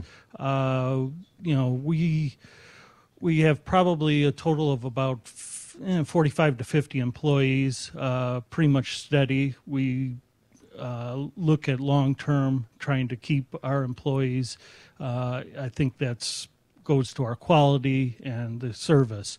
We run both a residential service, commercial, and we get into site sewer and water. We also have a second business that we get into building facilities for aircraft de-icing. So we do a lot of work out at O'Hare, but we also do work with the de-icing countrywide. The de-icing thing is interesting. So connect that business to this one. How did that come about? So what was it, early 80s when Air Florida went down in the Potomac. We were doing work for United Airlines and maintaining their equipment. They did not really have good confidence in their equipment. They had asked my father if he had some ideas on how to come up with a better system. He developed a blending unit for blending antifreeze and water, got the bugs out of the system, and started building them. One of the employees for United said, "You've really got a good product and you need to put a patent on it." We did. And shortly after that, because of the insurance requirements and that, we ended up having to separate into two separate businesses. But we've been selling the equipment since the early 80s. Some of our customers are United Airlines, American, Delta, UPS, FedEx, U.S. Air Force. We've got 3 installations up in Anchorage, Alaska, but we do installation system-wide. So we're basically filling the trucks that spray the planes. So you guys are sort of playing a little bit of possum here. You got this little storefront in Wilmette, but you got this whole massive operation on the back end out of sight. It's just pretty good. I see what you guys are doing. I get it. John, as the descendant of Greek immigrant entrepreneurs, you got to appreciate this. When I hear you talk about the families that work for you, I think that most people, I know you're not political to get into politics, but when I heard somebody say you didn't build that about your businesses, I thought of my dad, and I'm thinking of you and your dad and your grandfather. And all the people that you give employment to, it's like a family, and you feel responsible for those people in a way that large corporations and large governments don't, and people don't know that. Yeah, I made a decision early on. I wasn't even sure I was going to come into the business, and one thing that I looked at is I'd rather work in a small family business where you have more control and that, you don't get your legs cut out from under you down the road. You look at our business and some of the people that we hire. I mean, we're hiring kids right out of high school. We start them out as a driver, putting away material in the back. We get them into the union. We get them into the apprenticeship program.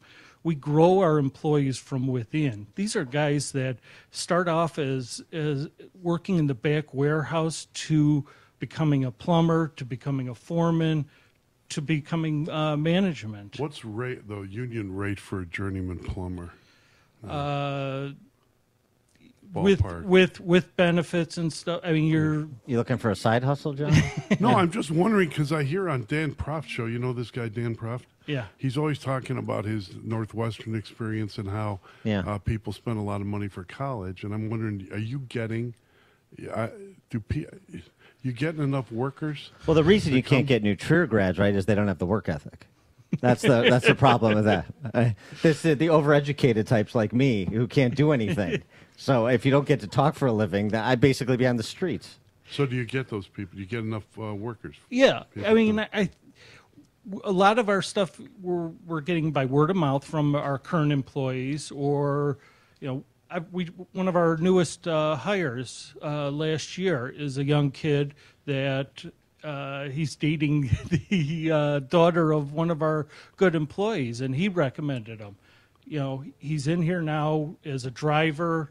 He is applied for the union. It looks like in the next month or so he's going to get into the apprenticeship program.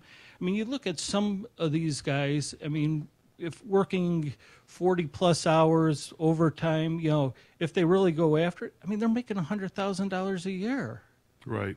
Plus the benefits. They've got, the union provides a good package as far as the retirement and the health care. I mean, you talk about some of the politics of what's going on now, and that Bernie wants to take away and have socialized medicine.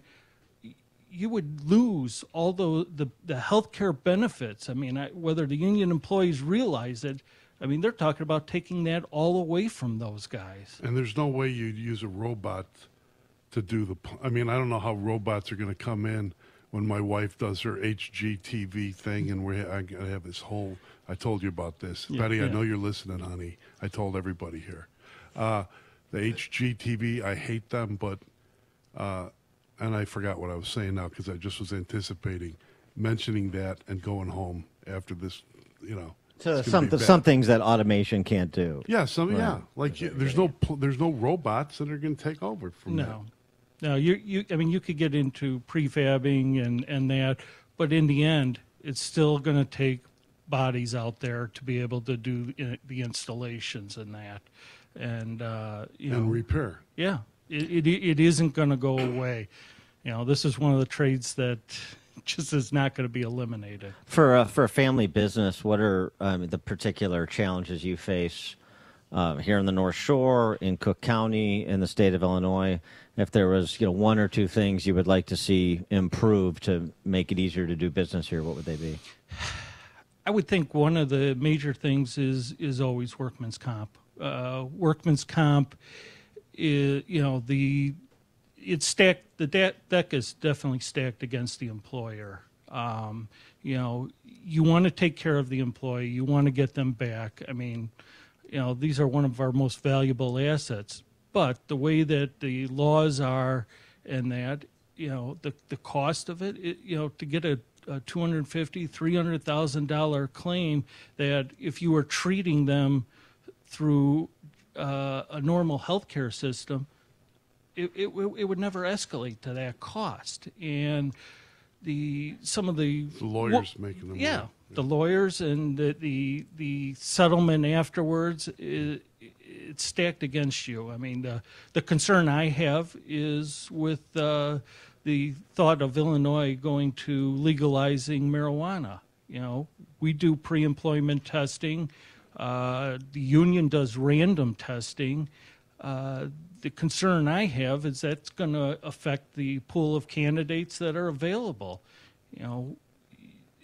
I see it as a problem that, the politicians are not looking at, or not looking at it from the perspective of a business owner. That's interesting. You don't hear enough about that aspect of it's just that a aspect cash of grab. Yeah. Right. Well, but you don't hear enough about that aspect of this whole discussion with respect to drug legalization. That's a good point. What about just the larger economic climate for commercial construction, residential construction, and how that plays into your business? I mean, it's been tough. I mean, since the downturn in the economy, a lot of the stuff is going extremely low. I mean, the margins in that, and it's become very difficult. There are markets that we used to compete in that we can no longer compete in. We have changed our model as to what areas that we find effective.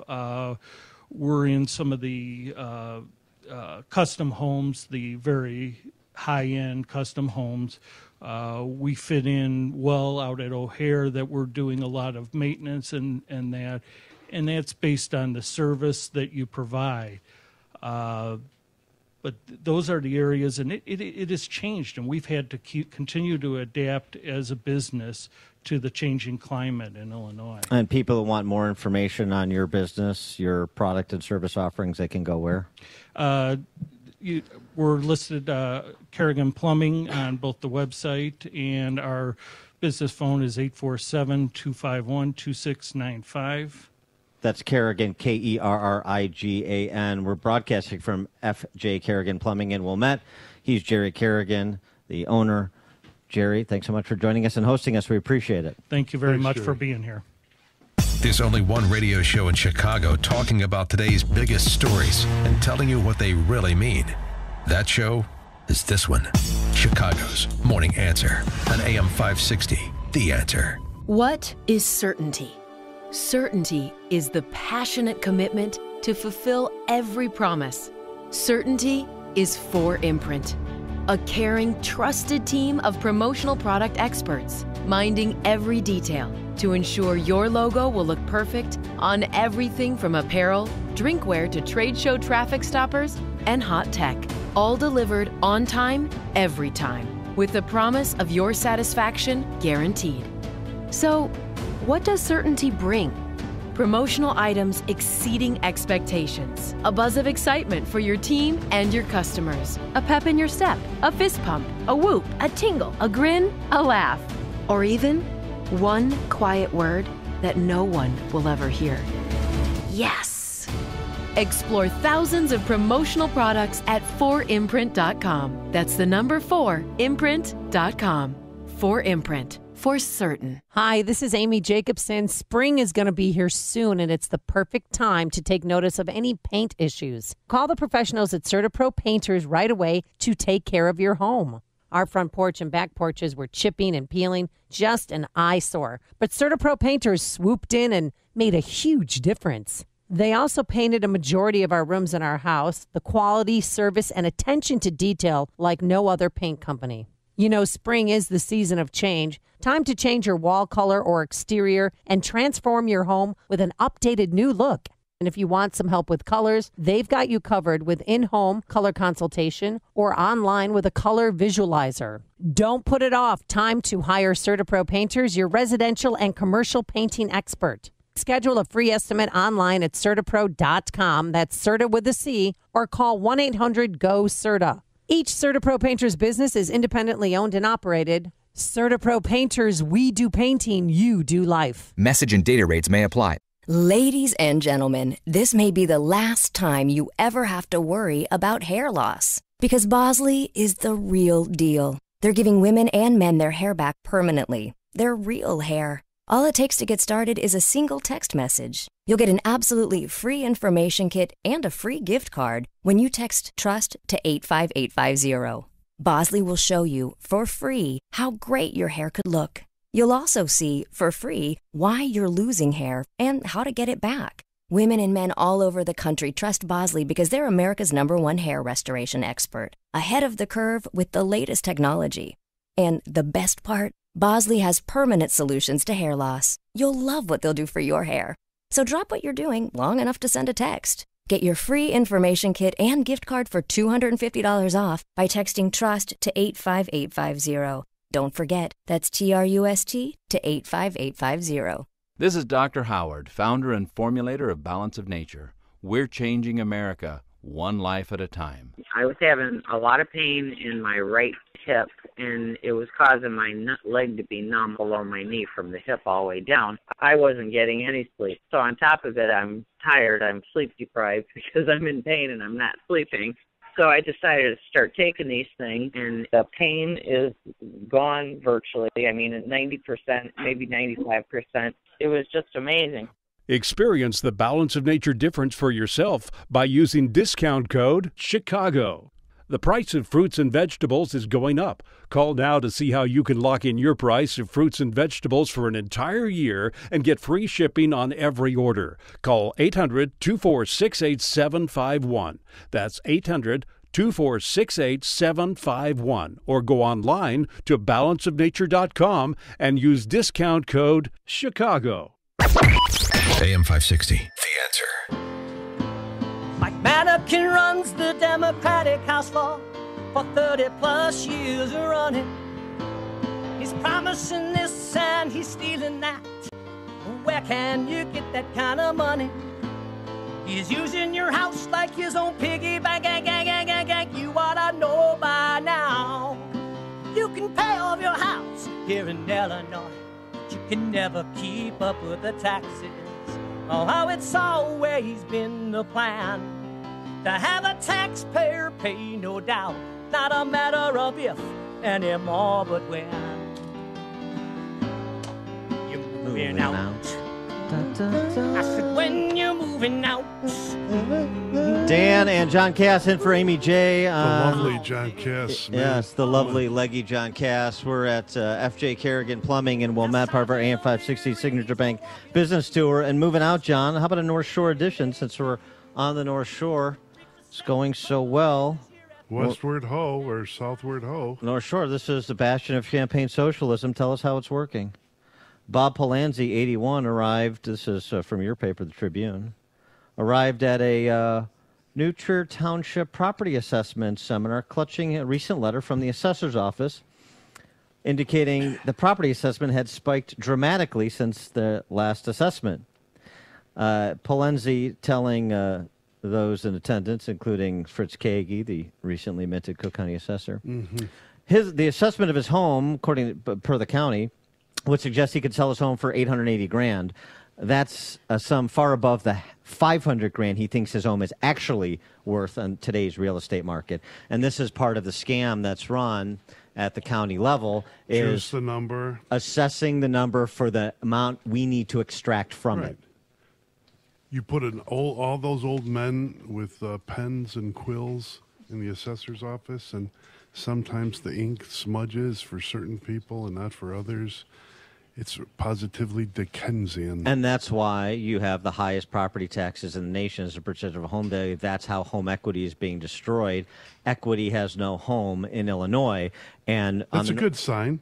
It is Equity a good sign. has no home here. Instead of hate has no home you here. should put them next to those signs. You should put them all up facing Mike Madigan's house and Ed Burke's house. Yeah. Let me give you an example of what I'm talking about.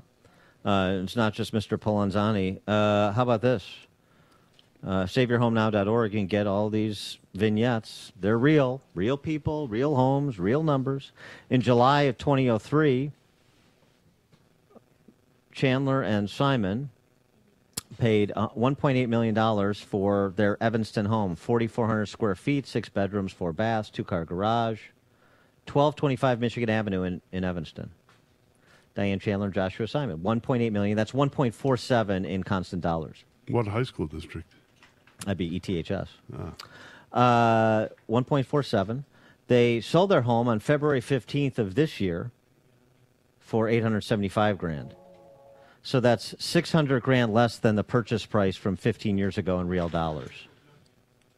Dan, when you do this, as a listener, I'll tell you, I listen to this stuff, and you're like creating. Do you ever wonder if you're creating panic?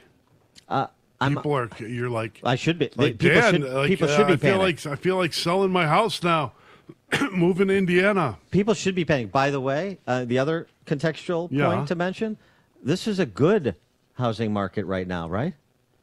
$600,000 they lost in real dollars. Meanwhile, in those 13 years they owned the home, they paid $282,000 in property taxes. That turns out to be 32% of the sale price in 13 years. That's Evanston. Wilmette. How about Wilmette? 825 Michigan Avenue in Wilmette. It's a Tony area, John. 5,000 square feet, 4 bedrooms, 7 baths, gourmet kitchen, Thermador appliances, gas fire pit, hot tub with a waterfall. Oh, you have to have it. It's a must. An outdoor kitchen with Wolf appliances. Outdoor kitchen? Basement recreation room. Once. Featuring an alabaster bar with a refrigerated tap. Alabaster. The home overlooks Gilson Park and Lake Michigan. In July 2005, it was purchased by Joan and David Evans for $4.51 million in today's dollars. Last month, sold for $1.72. July of 2005. 4.51 last month, 1.72, 2.79 million less than they paid for. What congressional district is this? Schakowsky. Oh, right. And that's Schakowsky, liberal, Democrat, socialist, left, Champagne socialist, right? And people up here... She's not even a Champagne socialist. People up here vote that way. Calamity Jan, they love her. Explain that? They love her. But explain how you can vote that way and watch the value of your home torn up that way. And it's not just Schakowsky, it's the whole party, it's the whole left. You vote that way over time, this is what happens to your property. This is what happens to your home. And by the way, it doesn't take long. John Fox, he's hitting the skids, right? The former Bears coach? Oh, yeah. I thought you meant the former equipment manager at Harold Richards High School, John Cox, but he's in California. No. Right. No, not John Fox. Right. John Fox bought a home in Lake Forest for $3.275 million in 2015. Yes. He sold it on Monday for $2.875. That's $400,000 off in less than 3 years. Wow. Did they have a lot of dogs or something? Yeah. No. Is it like Great Danes in the living room? No, what they had, which is what we all have, and I don't know how to get people to recognize this prior to the sticker shock of actually going out into the real estate market. What they have is confiscatory property taxes. What they have is a taking occurring. Well, when Mayor, what's his name, Quimby, whatever you call him, the man with the sash. Spalding. I Quimby call him works the man too. with the sash, whatever. Mr. Belvedere to Michael Madigan. Guy who hasn't seen his feet since the early 80s. As a person who had up until recently needed 3 dentist mirrors to see the tips of my shoes, I will say that he deserves some sympathy there. Mm-hmm. Yes, but only there. Correct. Yes, okay. All right, well, I mean, again, just another property tax installment. I know everybody on the North Shore is the smartest person who ever lived. This is the most educated district. Everybody's super successful. Haight has no home here. Haight has no home here. Very smart, best schools, so on and so forth. Everything's the best. Could you even I don't know what I'm talking about. Mother. I'm a bomb thrower. These numbers are fictional. Let's pass another referendum. I get it. Right. I'm just letting you know what's going to happen. So, I mean, again, if you want to write a 6-figure, 7-figure a bill, essentially check to the government on your way out the door, if you don't want to be able to pass it on to your children, fine, keep going. You get the man born on third base gives you the income tax increase, right? You're going to get the income tax increase. Yeah. And anybody going to reduce my property taxes as a result of raising my income tax? No, here's what happens to all so they don't do that? Yeah, right. And here's what happens to all these kids born on second or third base here. They're sending you back to first or home plate. The government is doing that. The government you love so much, the big government programs that you ascribe to so enthusiastically. Dan and John Cass coming to you from FJ Kerrigan in Wilmette, part of our AM 560 Signature Bank Business Tour. And coming up at 8:38, Representative Al Green, Democrat from Houston, is looking for white bankers. We'll see if Jazz Shaw from hotair.com can help him find them. But now we check the headlines with Mike Scott. Partly sunny skies, 52 degrees. First pictures from inside the famed Notre Dame Cathedral in Paris are being shown after fire ravaged the historic landmark. Archbishop William Laurie says he was stunned when he saw flames bursting out of the roof of the cathedral. It's irreplaceable. Even if someday we are able to reconstruct and rebuild it, as I hope they will, it's still never going to be quite the same. Father Kevin O'Brien says both believers and Notre Dame will be resilient. 1,000 years this building has been here, and it has been through a lot of ups and downs throughout its history, and the building remains. It will be rebuilt. There's something resilient about this building, but more so something resilient about people's faith. And that's what I'm attaching to now. The images show the interior architecture of the 900-year-old cathedral as well as statues at the altar have been relatively undamaged. A Republican joining the race for the 2020 presidency, former Massachusetts Governor Bill Weld. Things back to normal at McCarran International Airport in Las Vegas this morning after an e-cigarette explosion sent passengers running for the exits. No one was hurt.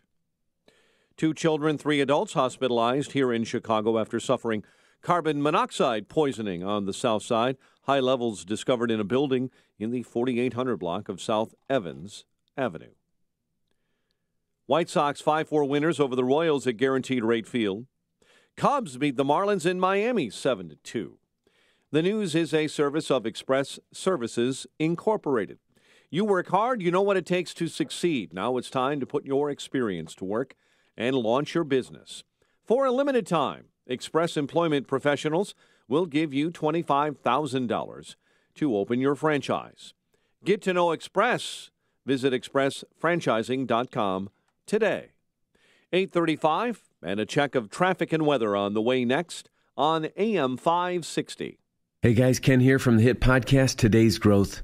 Who would win a 3-mile bicycle race, an 11-year-old girl or last year's winner of the Tour de France? It all depends on the bicycle. It depends on their vehicle. Both on a 10-speed and the pro racer is going to win every time. But put the racer on a tricycle and the 11-year-old wins every time. You see, it's not the driver, it's the vehicle.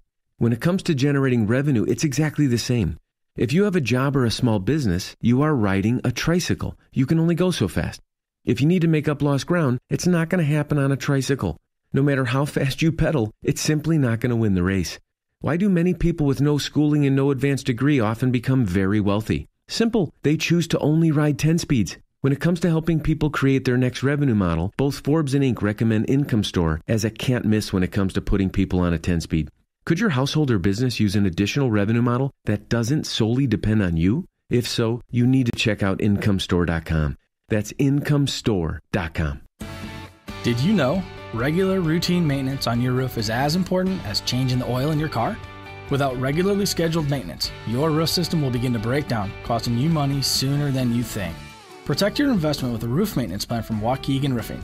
A Waukegan Roofing roof maintenance plan will help extend the expected service life of a new or existing roof system, will satisfy manufacturer and warranty requirements for regular inspections and maintenance, will identify problem areas and provide real-time solutions before they become big-ticket items.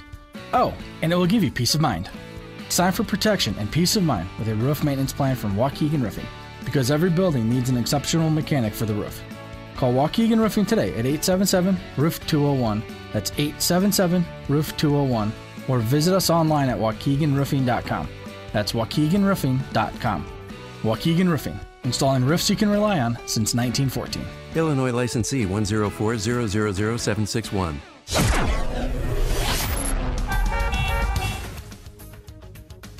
8:38. And a check of the roads in the AM 560 traffic center with Jim Talamonte. The Edens has outbound delays this morning from Montrose to past Toohey and Dempster to past Lake Avenue. It's 33 minutes to Lake Cook. Inbound fine at 19.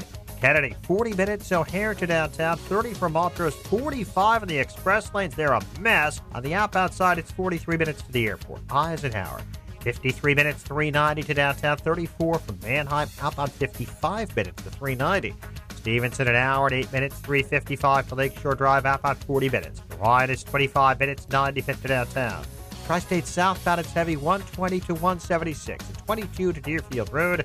Northbound, 111th to 31st, and from the Reagan Tollway to the Bensonville Bridge. From the Reagan Tollway delays are 25 to Naperville and York to Roosevelt. Traffic, I'm Jim Talamonte on AM 560, The Answer.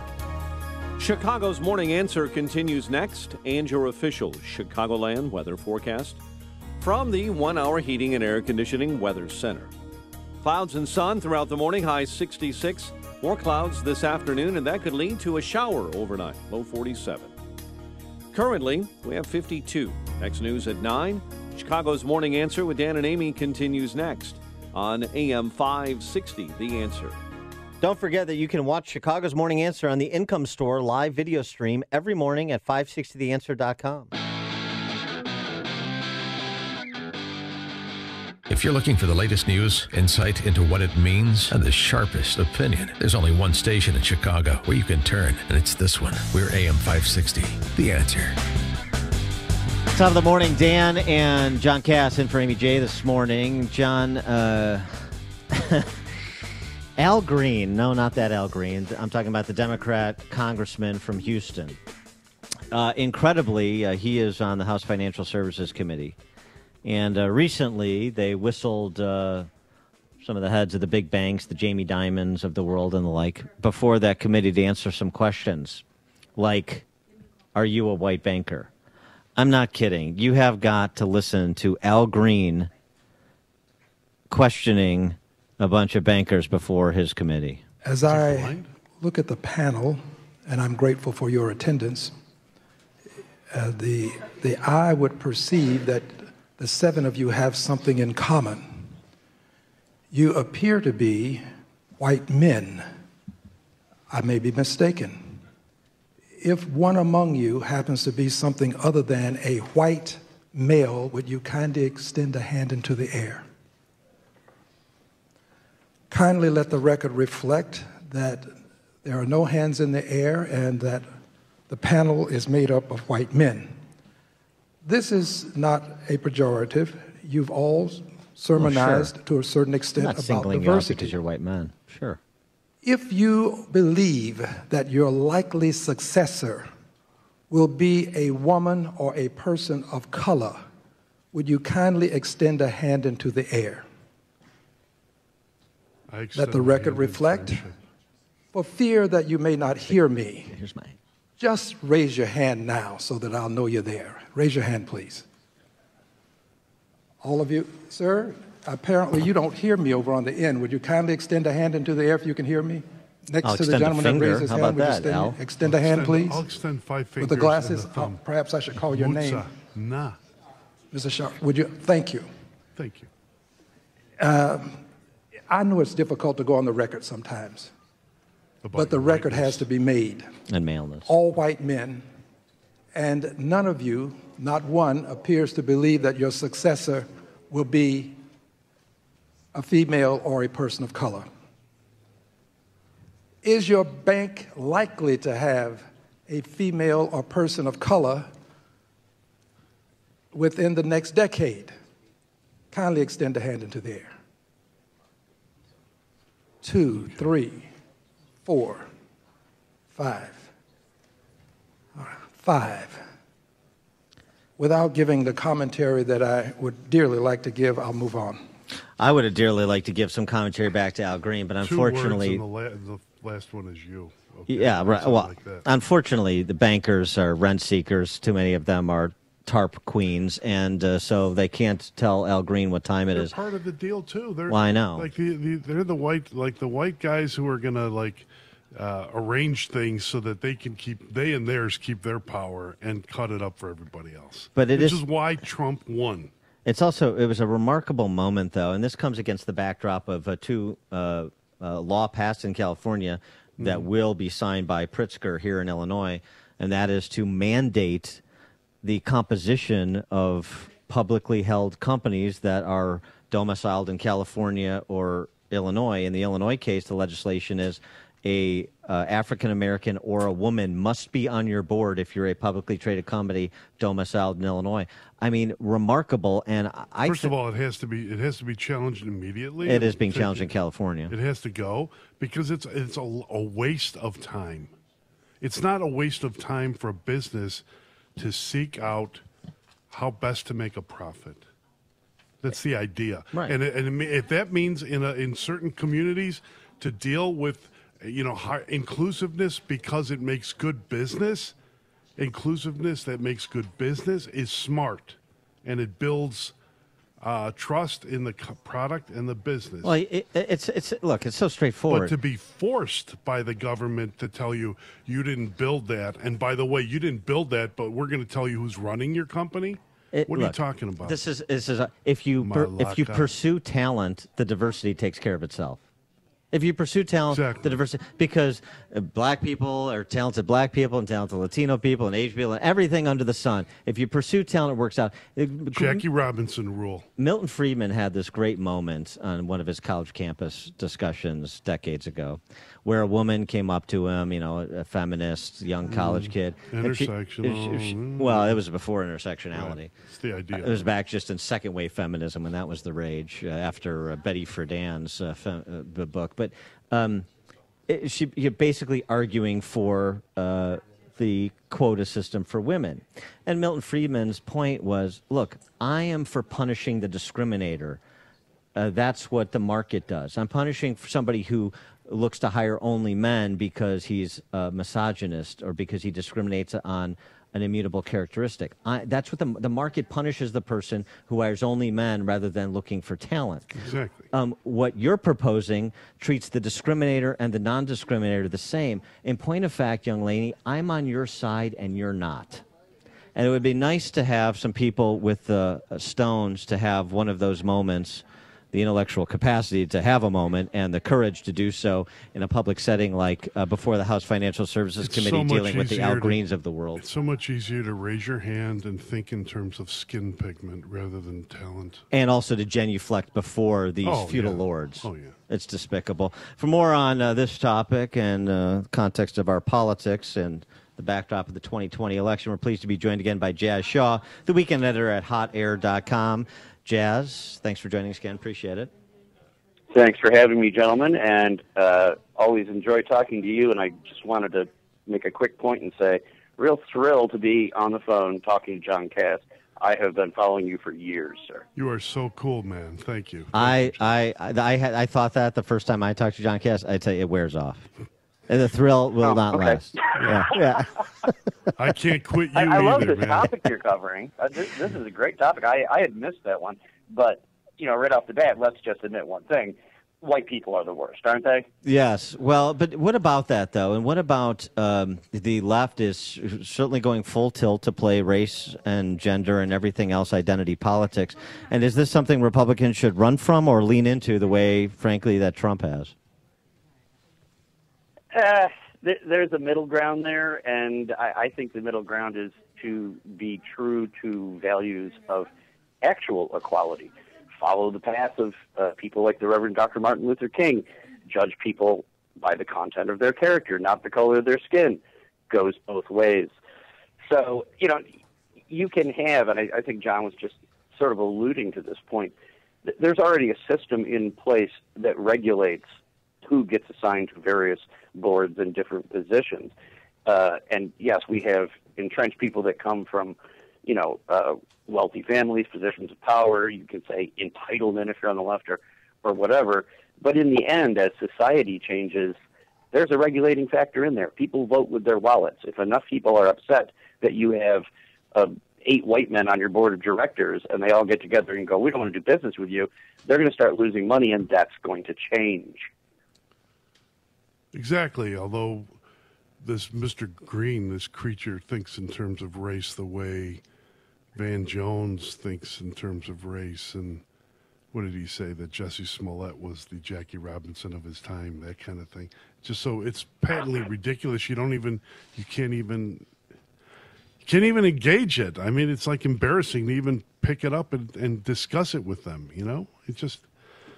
Oh. Well, Jazz, I'm sorry. But I don't know if it is. I mean, look, you have a bunch of presidential candidates from Reparation H to Beto.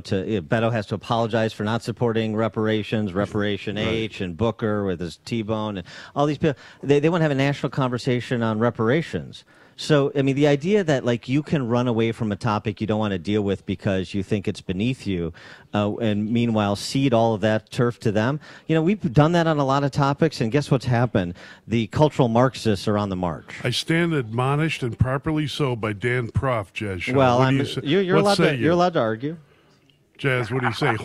Horseradish farmer, Jets fan, and weekend editor at hotair.com, Jazz Shaw. What say you? I think I have to capitulate and agree that we must pick up the gauntlet and argue. Yes? Well, we can all pick up the gauntlet, but as we are being lectured by our betters on this subject, and it's being pointed out repeatedly that conservatives and Republicans are the great bastion of this, quote, problem, I would point out in the gentlest terms possible that just this morning we saw that the latest round of polling in the Democratic primary came out, and the top 4 contenders are all white males. Yeah, Granted, one of them's gay, so he gets a card, he gets a pass on that. But as far as the other 3, sorry, it's all white males. What do you think about Buttigieg and this ascendancy he's enjoying at the moment? Oh, I've been writing about him and following that for a while. I have said from before the field even started firming up that I still maintain that Joe Biden is the biggest threat to a second Donald Trump term, in my opinion, and that hasn't changed with all of the creepy Uncle Joe Hansy stories. But the more I see of this Mayor Pete Buttigieg, this guy's got some political skills, and he has clearly become a huge favorite in the media because they're having him on everywhere to talk. And you can tell somebody that nobody knew his name, nobody could pronounce his name 3 weeks ago. And he outraised all but 3 of the people in terms of fundraising, came to the top very quickly, and he's, I think, in 3rd place right now. And it's for a reason. He's got a story to tell, and the media loves that story, and it's a very easy story to sell.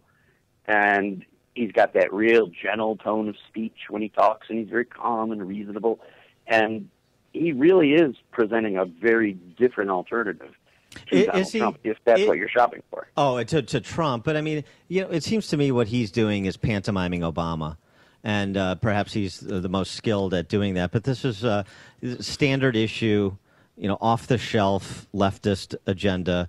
But a little bit of discussion of his faith in a non-threatening way. as you said, saying unreasonable things in a reasonable tone of voice, which we're very familiar with here with Dick Durbin. He's a perfect Axelrod candidate, a guy without a history, much of a history. Mayor, He's running South Bend. Like, I love Notre Dame, okay? I do. And Lou Holtz should have been mayor of South Bend. But you run South Bend, you're not ready to run the United States of America. Sorry. Sorry, Pete. What about that, Jazz? Is this an Obama impersonation, though? Well, it's hard to deny the similarities, and that was brought up during his town hall on CNN when somebody was pressing him for specifics, and he gave this kind of remarkable answer, and I'm just paraphrasing here. He said, well, we delve down into the policy details later. Initially, you have to set the tone in people's expectations. And one of the biggest complaints that I and some of my friends had with Barack Obama when he was first running back in 2007 was that the guy was essentially an empty suit. He had no record of accomplishments and wasn't putting out anything specific, but he had a lot of great-sounding slogans, and people liked that. He knew how to deliver them. He had that whole, revival tent preacher thing going. And I think Buttigieg is a little different than that. He's not quite as fiery and get the crowd up and yelling, but he's definitely just getting slogans, and the few policies he is picking out, John's absolutely correct. You could go through the list of virtually all the rest of the candidates, and they're all talking about the same thing. He's not putting up anything different. The empty vessel of our hopes and dreams, as Barack Obama said of himself. Yes. Tabula rasa. At least he was, self-aware. Let me ask you this: one way to get attention is to take a counterintuitive position, and that's what Brandon Judd did, who's the head of the National Border Patrol Union, suggesting there's a red wave rising, and that on the 5 issues that will determine the presidential election, in his estimation, and thus control of Congress as well, immigration policy, the Mueller report, and so on, that they all work in President Trump's favor at this point. I mean, do you see real opportunity, not just for a Trump reelection, which is not necessarily a counterintuitive position, but for a red wave that puts Republicans back in charge of the House and holds the Senate? I would like to think of that as being a possibility, and I guess you can't entirely rule it out.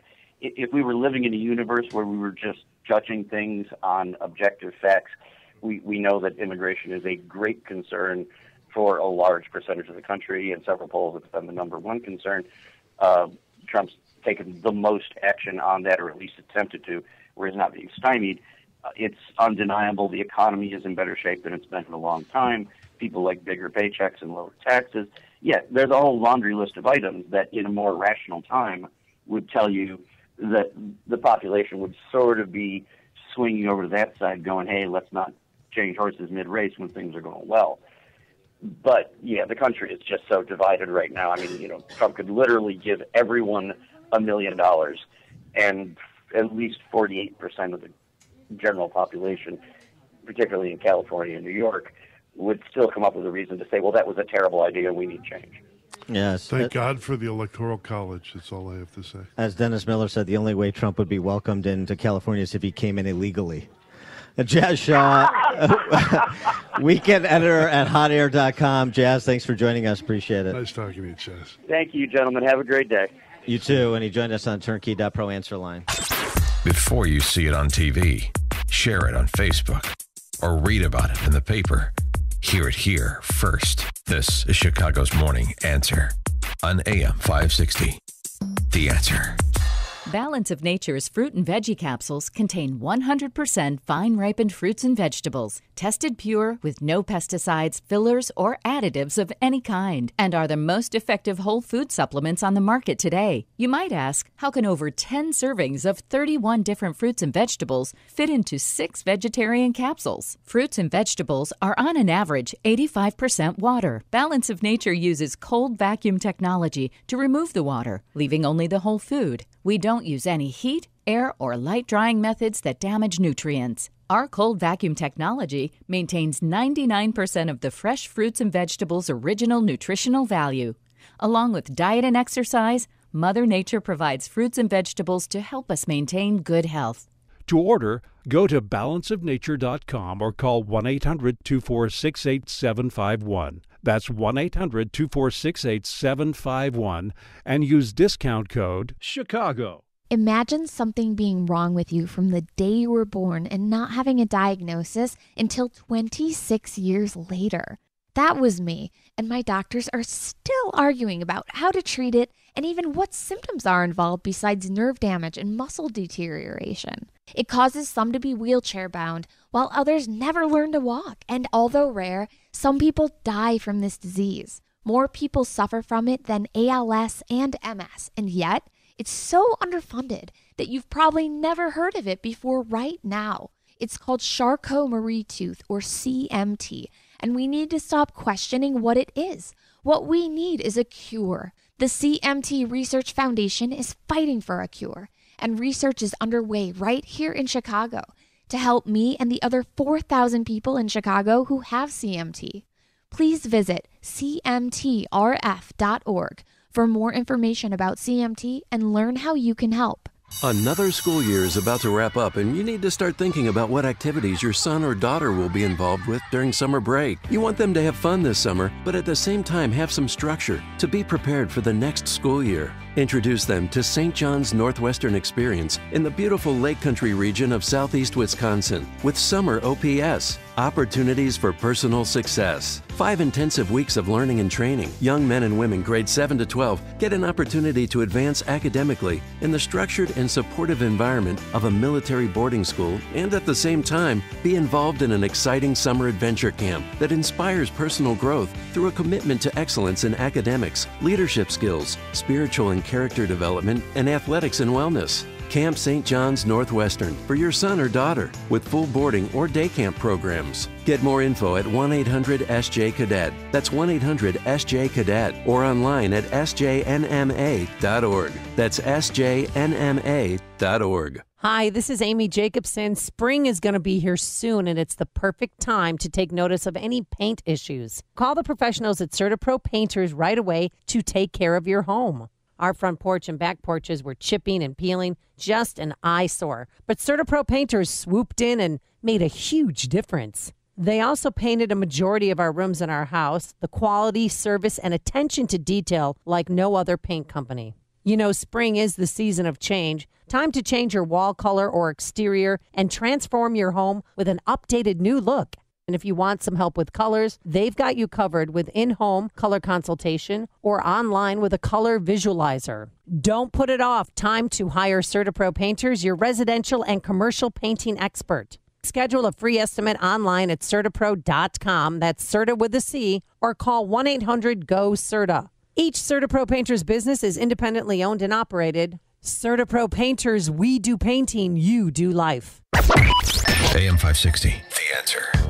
John Cass, thanks so much for sitting in this morning. We appreciate it. Thanks for having me, Dan. Always a pleasure. And thanks to FJ Kerrigan Plumbing in Wilmette, where we broadcast part of our AM 560 Signature Bank Business Tour. Thanks for joining us. Now we turn it over to Mike Scott for the headlines. A man carjacked at gunpoint on the north side. Developing details there. WIND Chicago News Time, 9 o'clock. They are vowing to rebuild the Notre Dame Cathedral.